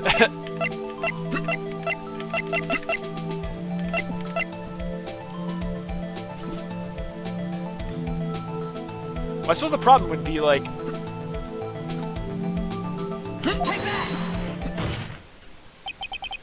The problem lies in the footprint. The footprint? Note that the bottom of the victim's shoe is covered in blood. Then, isn't it strange? Why weren't there any bloody footprints found by the scene of the crime? Aha! As you can see, there were no traces of any such footprints at the scene of the crime. that contradicts your claim about this shoe. Objection! This picture only shows part of the floor, so there could have been bloody footprints. Objection! Then where are they, Mr. Edgeworth? Because we checked the scene and found nothing of the sort. Order, order, order! Well, witness? What? Great going, Mr. Wright, but it's true that the lack of footprints is a contradiction. Then we have to ask why there wasn't a footprint. Oh, that's true. There has to be a reason why there wasn't a footprint. Think, Mr. Wright, think. I don't know why it's not. Hey, I don't know why it's not there. I'm just good at finding contradictions. What?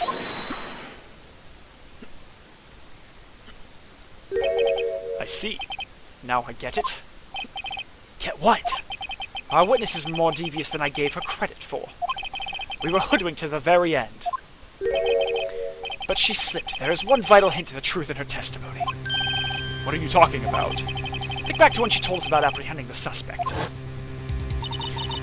Chief Prosecutor tried to resist, but her efforts were in vain. She knocked my hands aside, kicked over an oil drum. Oh, she's beautiful but deadly. A predator, this one. A leopard woman. Rawr. I thought that was a strange thing for the normally cool-headed chief to do. No kidding. Now, witness, allow me to ask a very simple question. This oil drum, was it empty? Oh, that. I'm not sure I like your attitude, Mr. Edgeworth. Though apparently you're not the slowest conveyor belt in the lunchbox factory. Witness, well, was the oil drum empty? The oil drum kicked over by the chief prosecutor was brimming with water. Water? What does that mean? So don't get it, Mr. Wright? Do you want to know the reason she knocked it over? The real reason? Aha! You don't mean... Yes, suspect knocked over that oil drum for one reason and one reason alone.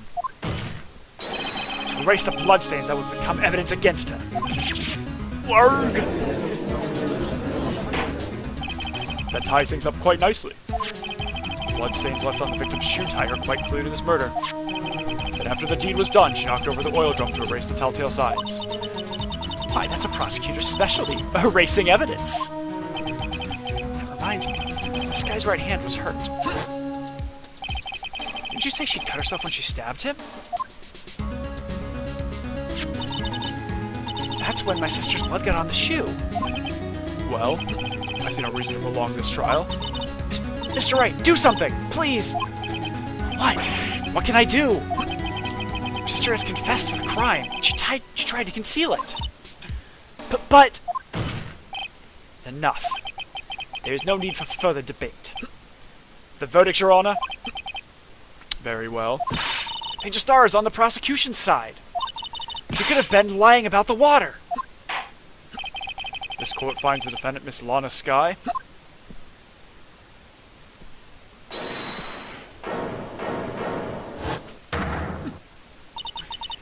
Little girl, what did you just say? Huh? Me? Did you just say that I, Angel Star, was on the prosecution's side? Well, yeah, you are. You're saying my sister hid evidence by erasing the bloody footprints. Well, I thought you'd had your fill, but here you are demanding a second helping. Another lunchbox. A lunchbox called evidence. But wait, witness, don't tell me you have something else. Objection! Time for deliberations past. Any further comments and you will be held in contempt of court. Your threats don't scare the cough-up queen. Look at this. A photograph. A photograph? I had it just in case anyone had the gall to suggest that the white shoes didn't belong to the victim. I see no room for error in this evidence. Mr. Wright, wait. Look at the asphalt in this photo. Hey, it's clearly wet. Erasing the last trace of doubt from the court's mind. Immediately after the murder, the crime scene was washed with water. I'm sorry, Mr. Wright. I guess I couldn't help after all. It's not your fault. I knew I couldn't win this case from the beginning. And it seems this is what your sister wanted anyway.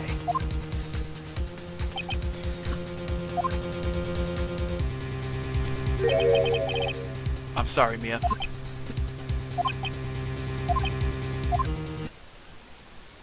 Right, wet or not. Don't be so quick to throw in the towel. Get yourself up off the asphalt. Take another good look. Don't give up, not until the bitter end. This is the last piece of evidence. Very well. This time I'd like to declare a verdict for good. Objection! Objection! Your Honor, wait. What is it with you people? Can I hand down my verdicts in peace anymore? Whatever it is, can it wait? No, it can't. Then it'll be too late. Look at this photograph, the last one submitted. This trial isn't over until we give each piece of evidence proper consideration. So, Wright, are you saying there's a problem with this latest piece of evidence? Yeah, I'll think later. Yeah, there's a problem. Right or wrong, I've got to go ahead with this. I suppose since we've come this far, we should give every claim a fair shake. Very well, Mr. Wright. Show the court the problem with this photograph.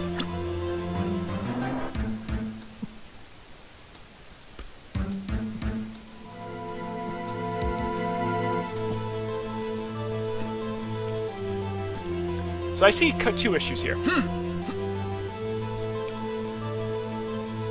The shoe is in the water. The blood should come out, but I also see at there, like, the muffler I think has to be an issue. The problem in this photograph is here. What's this? There's something poking out of the car. There's something poking out of the car's muffler. Wait just a moment, Mr. Edgeworth. Your Honor, you just said muffler.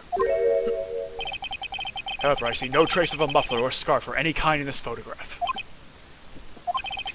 Muffler is also part of a car or motorcycle, Your Honor. Just think of it as part of the exhaust system, a pipe. I see, and I see. What's that suspicious-looking cloth sticking out of the car's muffler? So what if there's something sticking out of the muffler? What does that have to do with this case? Nothing. Absolutely nothing. Objection! Sorry, Miss Starr, but it's not going to be that easy. In fact, you've already told us why this is important to the case. You said as much in your testimony. What? Let's hear what Mr. Wright has on his mind. Tell us why you think this piece of cloth in the muffler is related to the case.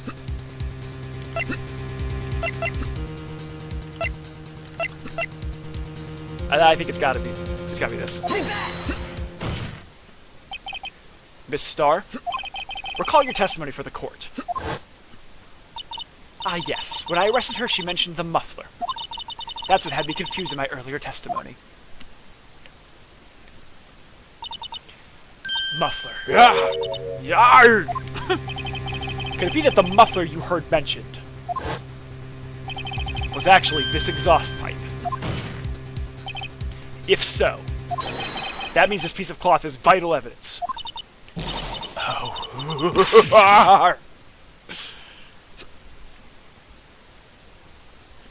I love the way they act. Like, anytime their testimony gets discovered, it's just great. Well, it seems we'll have to suspend the proceedings.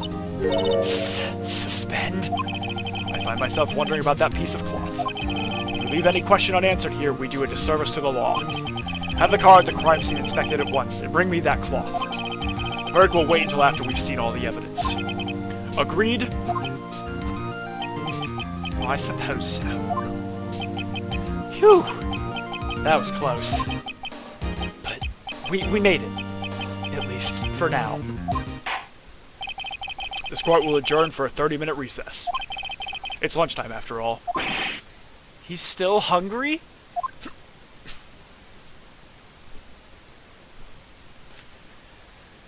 Oh boy, that was a trial there. That was a day of trial. We're going to go ahead and save for sure. And we're going to go take another 10-minute break or so. And then we'll get back. I'll see you in a few minutes.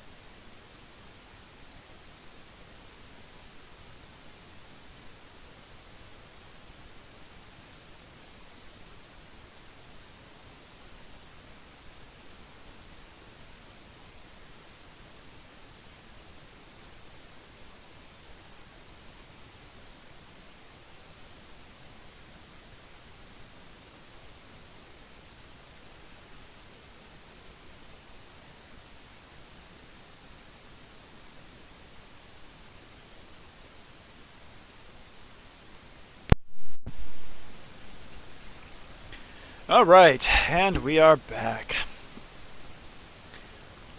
Let's continue. I guess I'm just resaving. Oh well.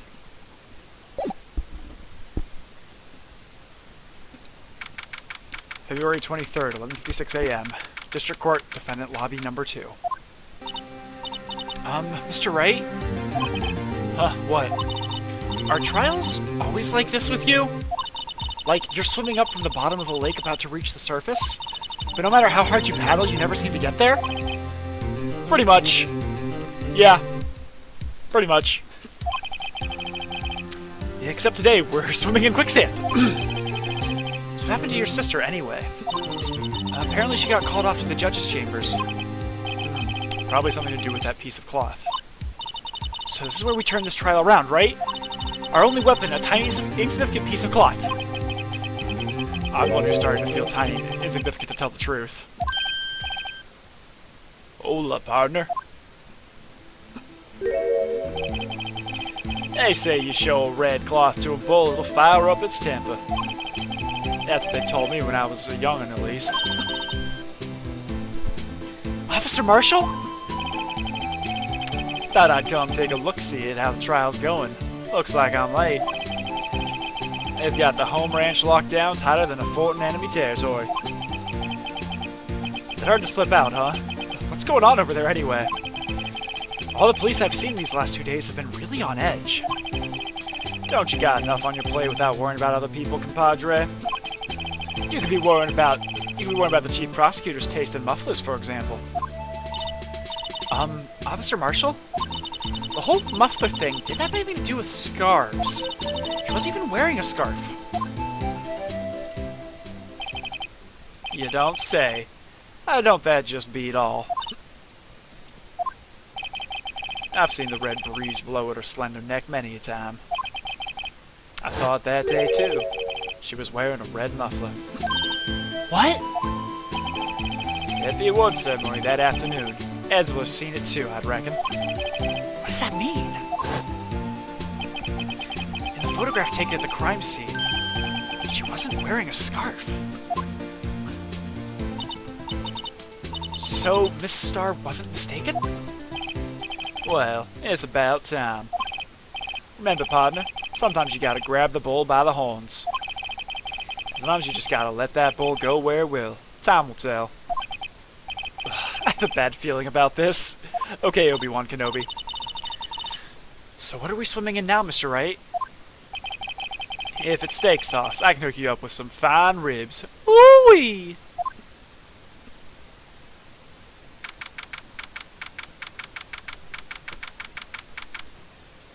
Okay. February 23rd, 12:32 p.m. District Court, courtroom number 9. I'd like to resume. So the judge keeps looking over at the prosecution.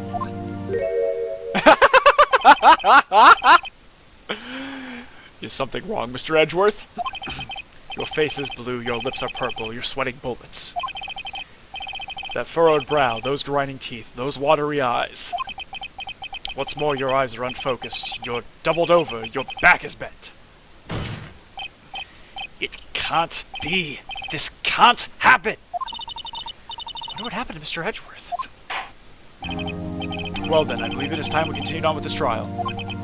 During our recess, I had requested that the prosecution conduct an investigation.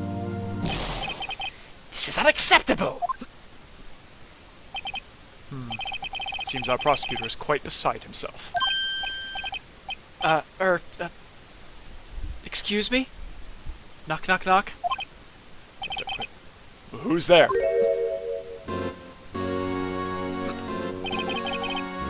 What's with this guy?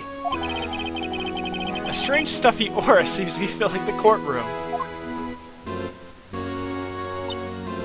Hey, the temperature rose 5.7 degrees when that man came in. Who on earth is he? Ah, it's you!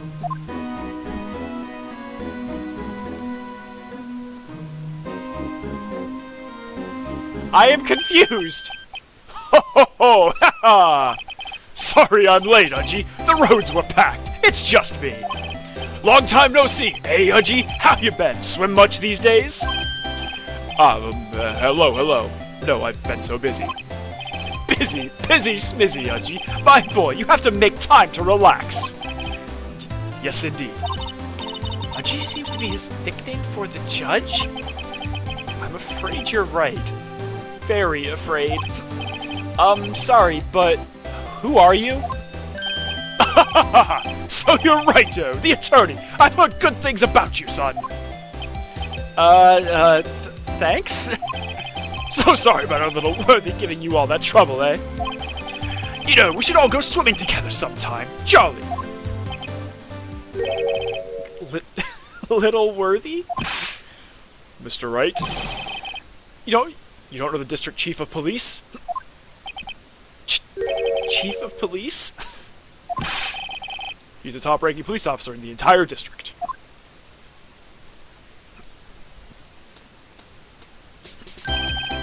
Name's Gant. Damon Gant. Pleased to meet you, everyone. So, to what do we owe this honor today? It's been over 2 years since you last came to this courtroom, hasn't it? Well, it's Worthy here. Look at the poor fellow. I just thought I'd help out by bringing this.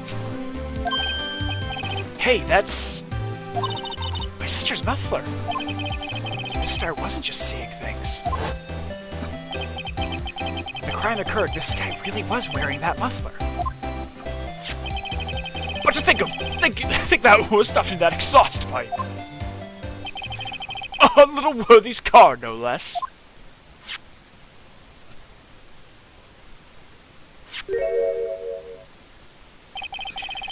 It's really quite embarrassing, even for us.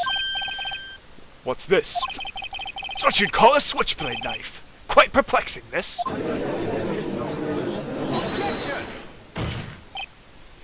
Chief, what kind of outfit are you running? Mr. Edgeworth? How could they miss such a vital piece of evidence? If your investigators are this lax, how do you expect us to do our job? Now, wait a minute, Worthy. No desire to hear your excuses. I'm telling you to wait. Oh, or didn't you hear me? Have a look at this document, where it says person in charge of investigation. There's no mistaking that signature, is there? Miles Edgeworth. That's not fair. The day of the crime, I had... Your head in the clouds because you got that award. I know how you feel.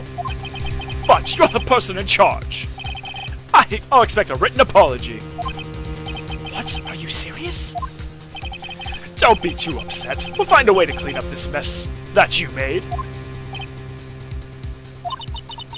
This is the first time I've seen Mr. Edgeworth at a loss for words. This kind of major blunder is unlike you, Mr. Edgeworth.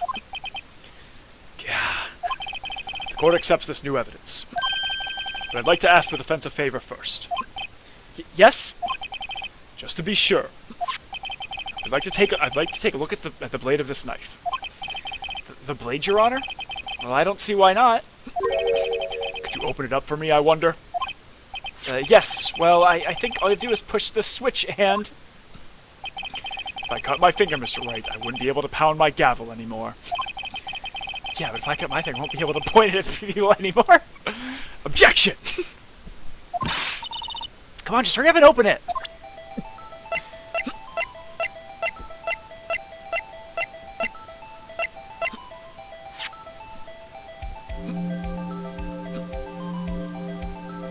Well, I'm curious, do we have any, like... we can't get any information on it right now. Well, don't scare me like that! I'm the one who's scared! Look at this knife blade. The tip is broken off.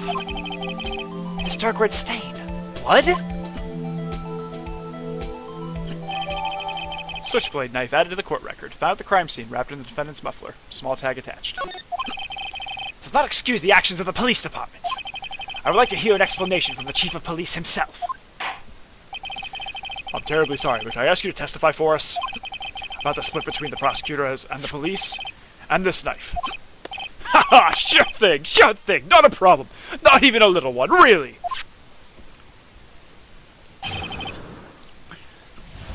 I like this guy.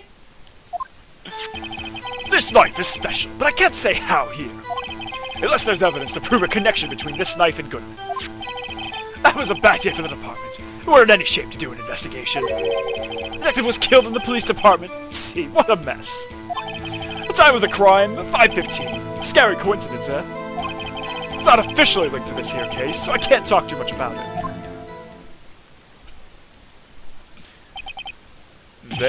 There was a murder at the police department? A detective?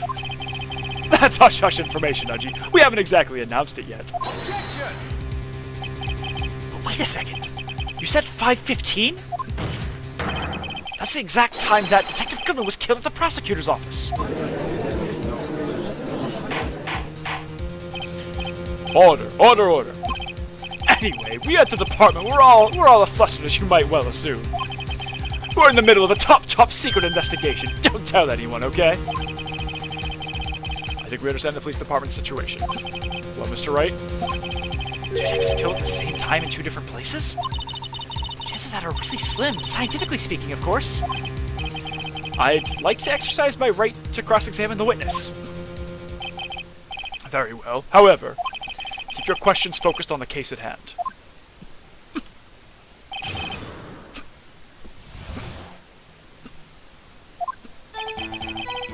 This knife is special, but I can't say how here. May I have a loose point, excuse me. Special? Hard to come by this particular knife anywhere else. Might that special thing be this little tag? Oh, sorry, Writer, but I can't say that now. Not that. We've established that the knife in Goodman's chest was this knife. Now, why was there another knife at the scene of the crime? That's quite a mystery. And like a mystery, it's wrapped in something. A muffler. This is evidence to prove a connection between this knife and Goodman. This knife was found on the scene of our crime. I think that makes it connected to the case, don't you? See, there's a lot of things that go on in the department I can't explain. Ha! It's delicate, okay? Sorry, Righto. Maybe there's something about the knife that will give us a clue. Let's examine that knife while we can. Righto?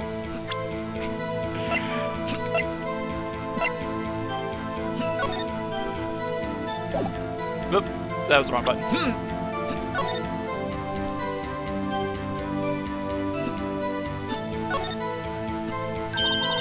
Small tag on the knife. It says SL9-2. What's that supposed to mean? I'm not sure. It reminds me of a similar code. DL6, maybe it's a case number? That's weird. What? I don't remember where. But I think I've seen something like this before. Something similar to what's written on this tag. It wasn't that long ago either. Maybe I should check the court record again. Yeah, it's the, I think that's similar to, the memo that was on, Goodman. 6-75. Or 6-7S, 12-2.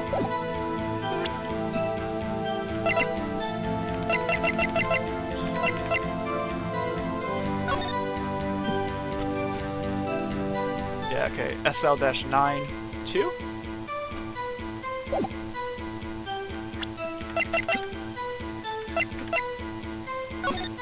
I think we turn that upside down.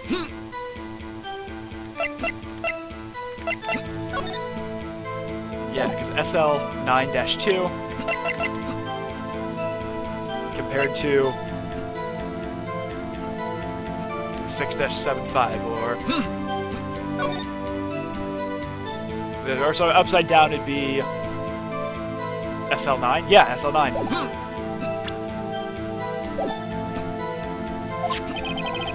Evidence that links this knife to Detective Goodman. I think perhaps the pieces are falling into place. I should try presenting the piece of evidence that's had me stumped all this time.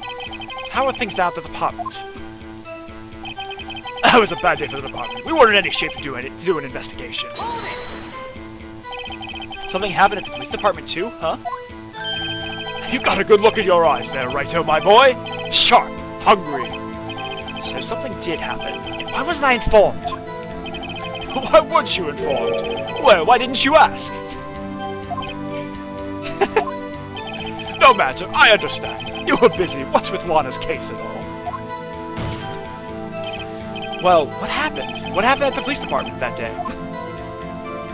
The detective was killed at the police department. See, what a mess. On the same day the detective was killed in the prosecutor's parking lot, another detective was killed at the police department? That's a fact. Surprising, isn't it, Udgy? I'm at a loss for words. And the perpetrator? Do you have a suspect? Well, there was a suspect. Just arrested him, in fact. Just arrested? That was quick. But there's still a lot of unanswered questions. Maybe you could help, Righto. I suppose I could help if you help me by giving me data on your case. Oh, good one. This kid's sharp. Okay, here's the deal. I'll tell you one thing and one thing only.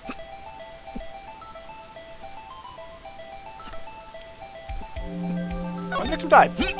So when did the murder at the police department occur? That's a sharp question, Righto. Very sharp. Well, my boy, you're gonna love this. The time of the crime, 5:15. Scary coincidence, eh? 5:15? But that's Detective Goodwin was killed in the prosecutor's office. What? Funny, isn't it? A murder at the prosecutor's place and a murder at our place at the very same time. What are the chances? Coincidence? This is just my gut feeling. I'd say there's a 0.001% chance of that happening. Chief Gant, please tell us more about the incident. It's not officially linked to this here case, so I can't talk much about it. How can you say there's no connection? How? Because I'm the chief of police. I can't just say anything I please, Righto. You understand. Try to understand, Righto. Well, if you can prove there's a connection, more power to you. Maybe there is something that ties the murders together. Whatever it is, I better find it and get to the bottom of this. Detectives were killed at 5:15. One at the prosecutor's office, one at the police department. That can't be a coincidence. And that knife. What was it doing there? Better check this knife out.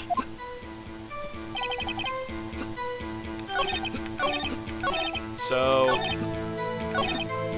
I'm going to present this. Might be too early for this, might be a little premature, but I'm going to present Goodwin's note. Okay. I think I'm too early on that. That's fine.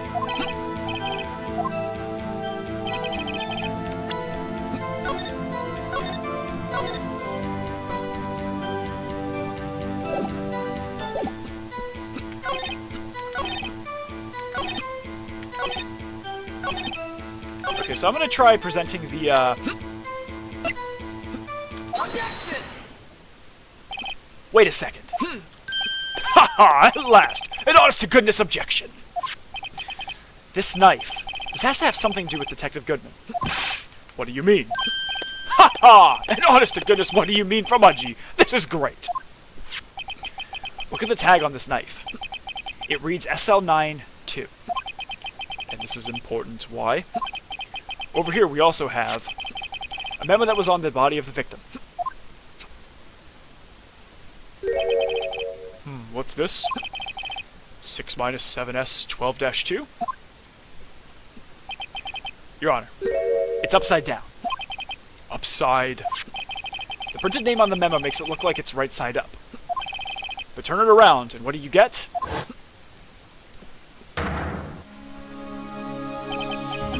Ha! Whoever wrote this note was holding the paper upside down. SL9. That's the same thing as written on the knife's tag. Order! Order! Well, Chief? Ha, well. I guess the cat's out of the bag. You win, Righto. I win? What game is this guy playing? This knife was evidence in a case. It was stolen from the department's evidence room.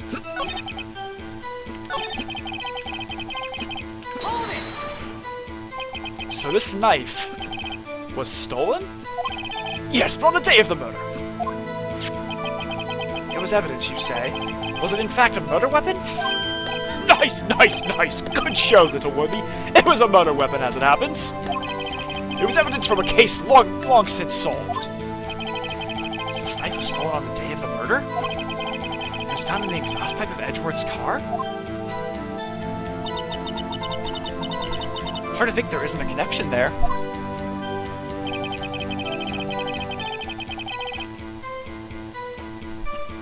That was a bad video. Okay, this is gone through.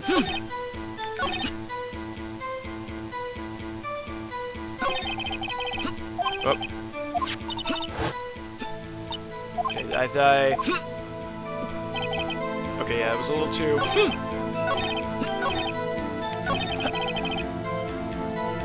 I think I already pressed it. I don't think I can press it again. Okay, yep. I'm trying to understand it right now. Okay, so I found the connection.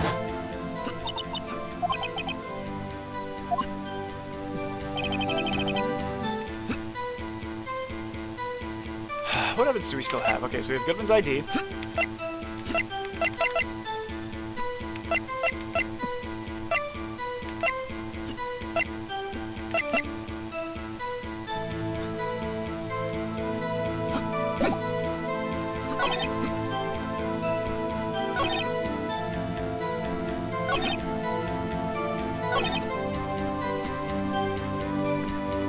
I'm gonna, I guess, present this? Well, I'm gonna save first. Again, I don't want to risk too much here.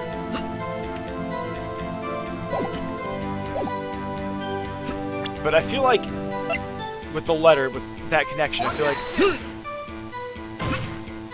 Nope. What is the statement? Nope, okay. That's fine. I love how fast the saves are. Okay, so goes the Blitzstar. What a mess. It was bad at the department. We're anxious to do an investigation. If there's evidence, the case was stolen from the department's evidence room.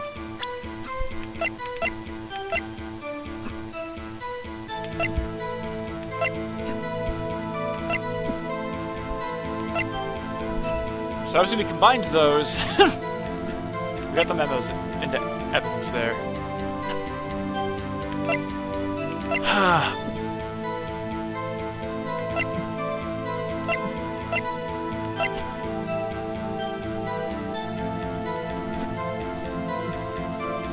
Is there any more for you to check on that knife?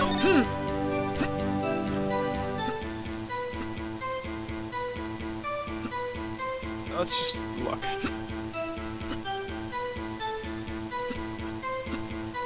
Alright.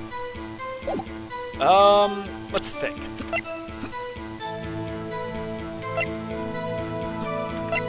What do I have here that can, like, contradict any evidence that he has?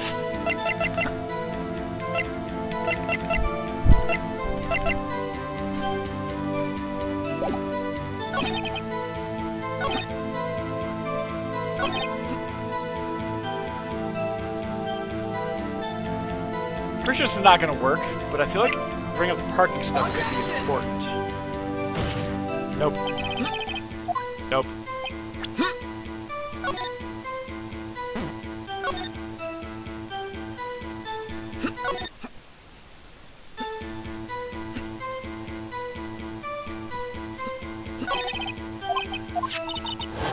Okay, so what do you mean by that, Hound? Like, they don't tell you to press that one again. There's nothing to present.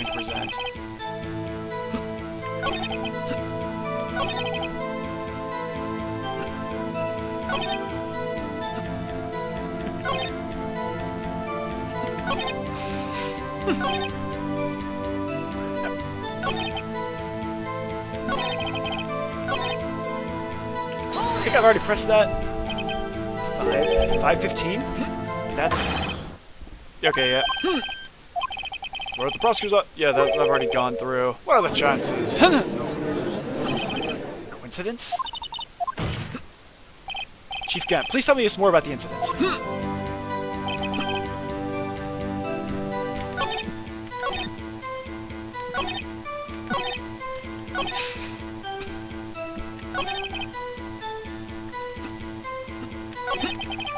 Oh, okay.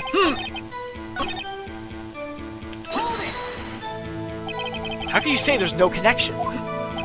How? Because I'm the chief of police! I can't just say anything I please, Righto. You understand. Try to understand, Righto. Well, if you can prove there's a connection, more power to you. Maybe there is something that ties the two murders together. Never...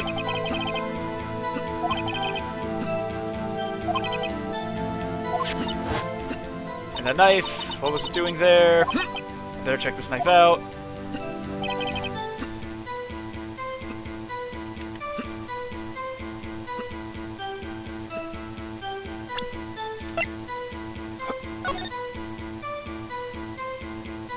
So...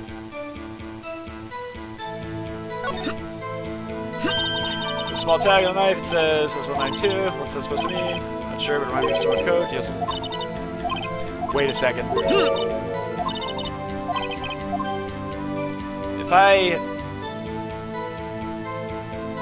turn this like this. Oh, that doesn't change it, okay.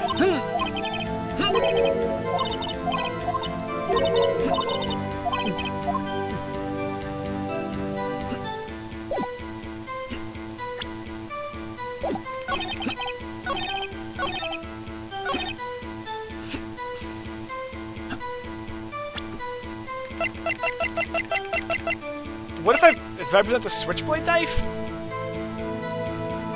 That might be a thing. Nope.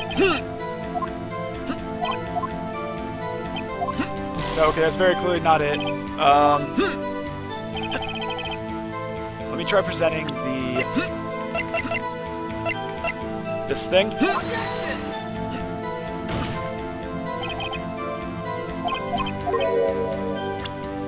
Okay, I'm gonna reload that, because that...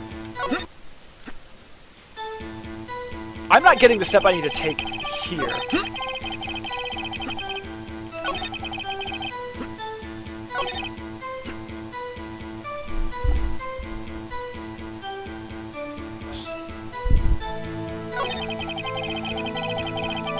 Okay. Okay. I see what you mean.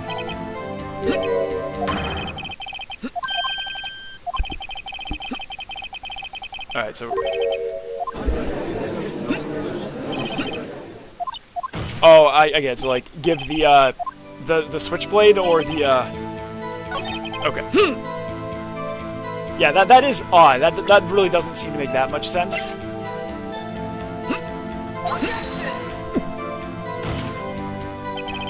The statement is clearly faulty, Your Honor. I'm sorry, but I can see nothing. No. Really? Then I think there's a way I can go back to press and he gives you like.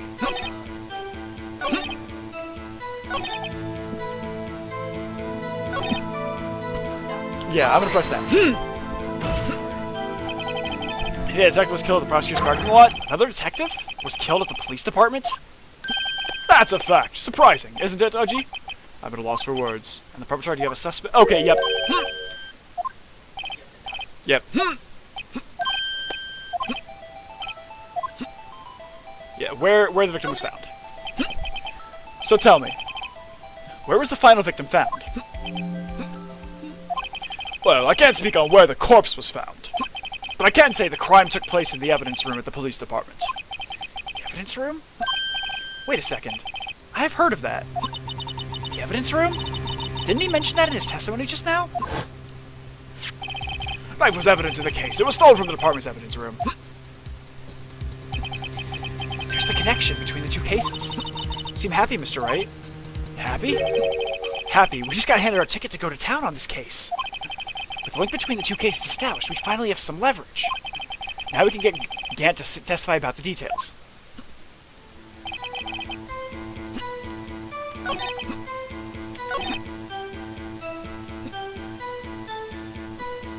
So I guess, presenting that seems to be like...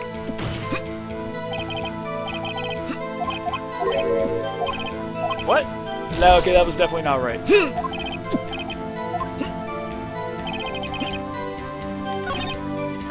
So we know where it was found.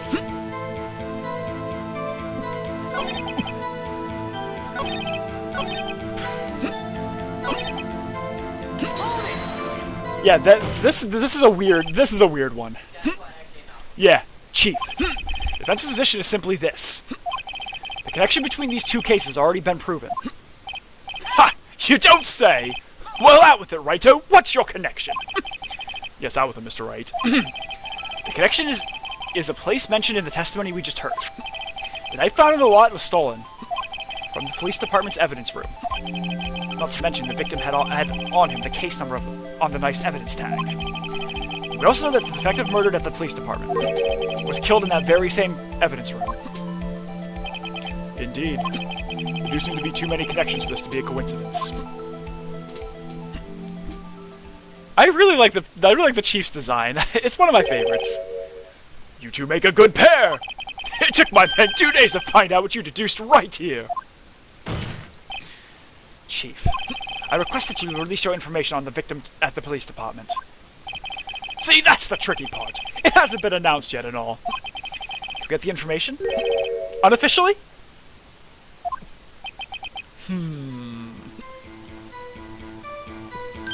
Sure, why not? It's unofficial after all.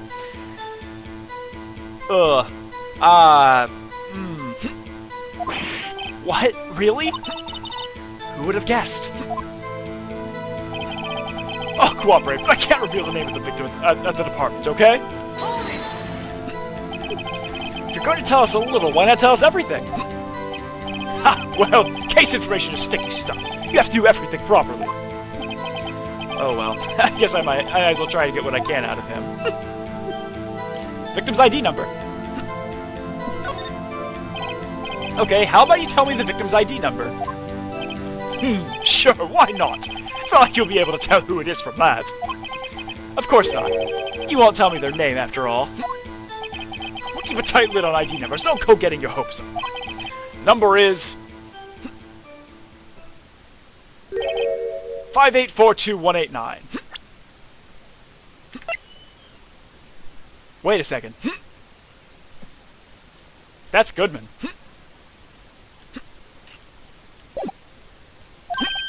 Well, that's quite long.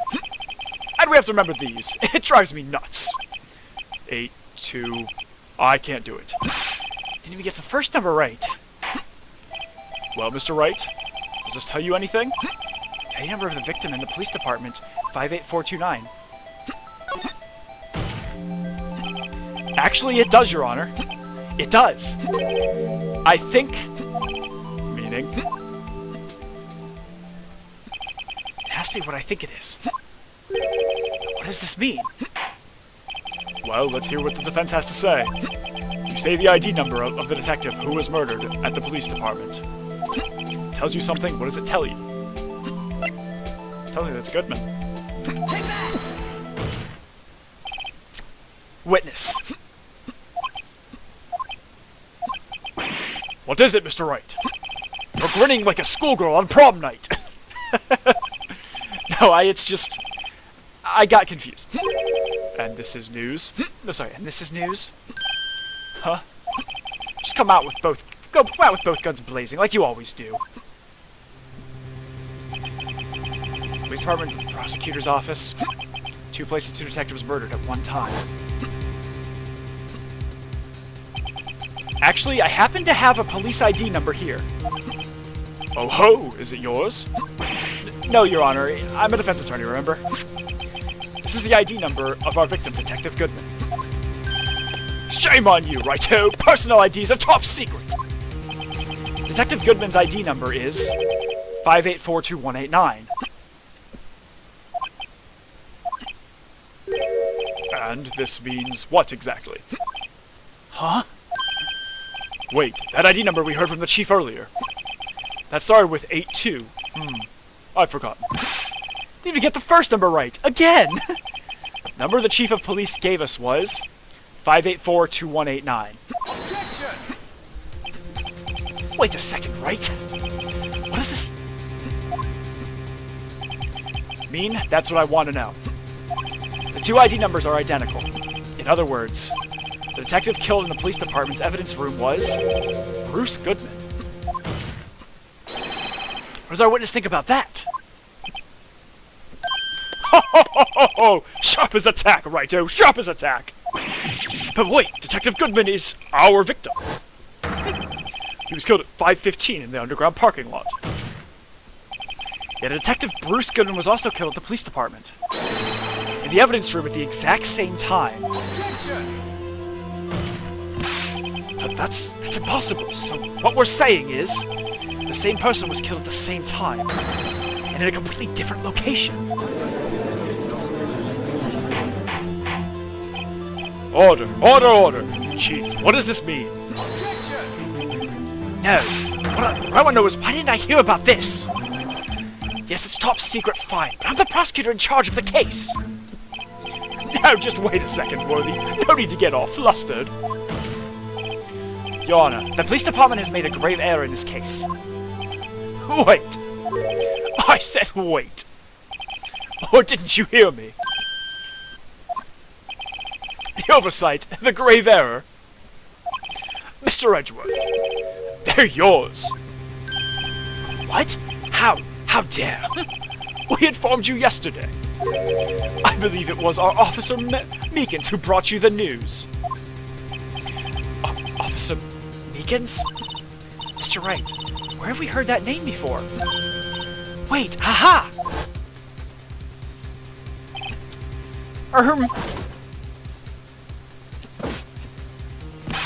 Excuse me, but is Mr. Edgeworth, anywhere on the premises? I'm here, sir, at the request of the chief, sir. I've got your report, sir. You don't mean him? According to Meekins, he didn't accept the report. Hard to believe. But your officer, he told me. He said the report had nothing to do with the Lana Sky incident. Detective Bruce Goodman murdered in the police department evidence room. Mr. Edgeworth, the victim's name is written right on the top of the report. Ah. Why didn't your officer tell me? Honestly, I'm not sure if that officer was capable of making the connection. It seemed challenged. In any case, this is a serious error, a gross negligence of duty on your part, Worthy.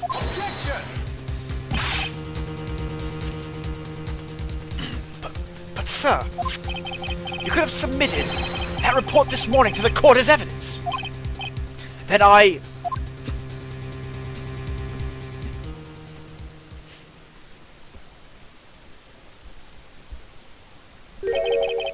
No such luck this time, Worthy. Or should I say, unworthy. What? Now what was the second rule of evidence law, Well, Mr. Wright? Huh? Oh, well, it's, Rule 2. Unregistered evidence presented must be relevant to the case on trial. And how is this rule relevant? Normally, you submit a list of evidence to be used in court before the trial. That is more or less correct. So, we're actually getting in front of a trial. You have evidence marked for identification.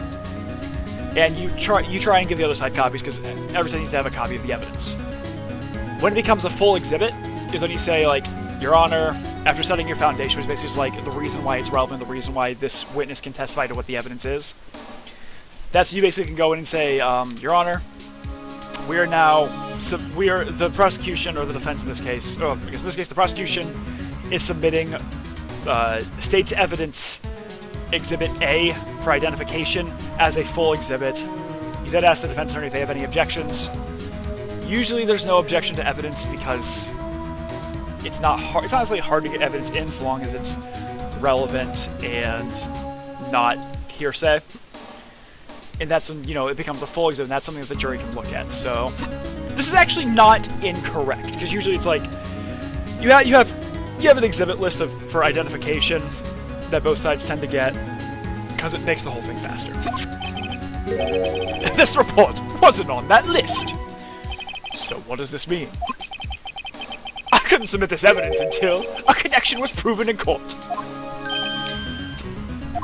The connection was just proven by Wrighto over here. Good job, Wrighto, my boy. Huh? I was just doing my job? No!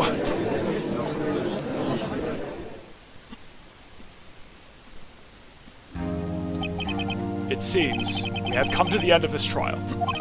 I know you're going through a tough time, Worthy, what with all those rumors. You were even in the defendant's chair just this past December. I apologize for this terrible lack of due diligence on my part. Mr. Edgeworth, please, just give me one day. I'll get to the bottom of what happened. If it's the last thing I do. You better get results this time, really. You have my profound apologies, sir. Poor Mr. Edgeworth. I don't think there's ever been an error this serious in the history of this court. I will grant one further day as the prosecution has requested. Would that be sufficient, Mr. Edgeworth? Yes, Your Honor. Thank you. Whatever your punishment for this is, for your sake, I hope it's not decisive. Very well. Court is adjourned. To be continued. We're gonna go ahead and save. I think I'm actually gonna call this one here. We'll end up doing another one, because this is a really long case from what I've heard, and we've already been going for over 4 hours. I'm gonna call this one here today. Thank you guys for joining. This is interesting. I'm really excited to see what's gonna happen on day 2. I've heard it's like a 4-day trial, so that's gonna be sizable. But thank you guys all. And I'll see you again next time. Have a good day.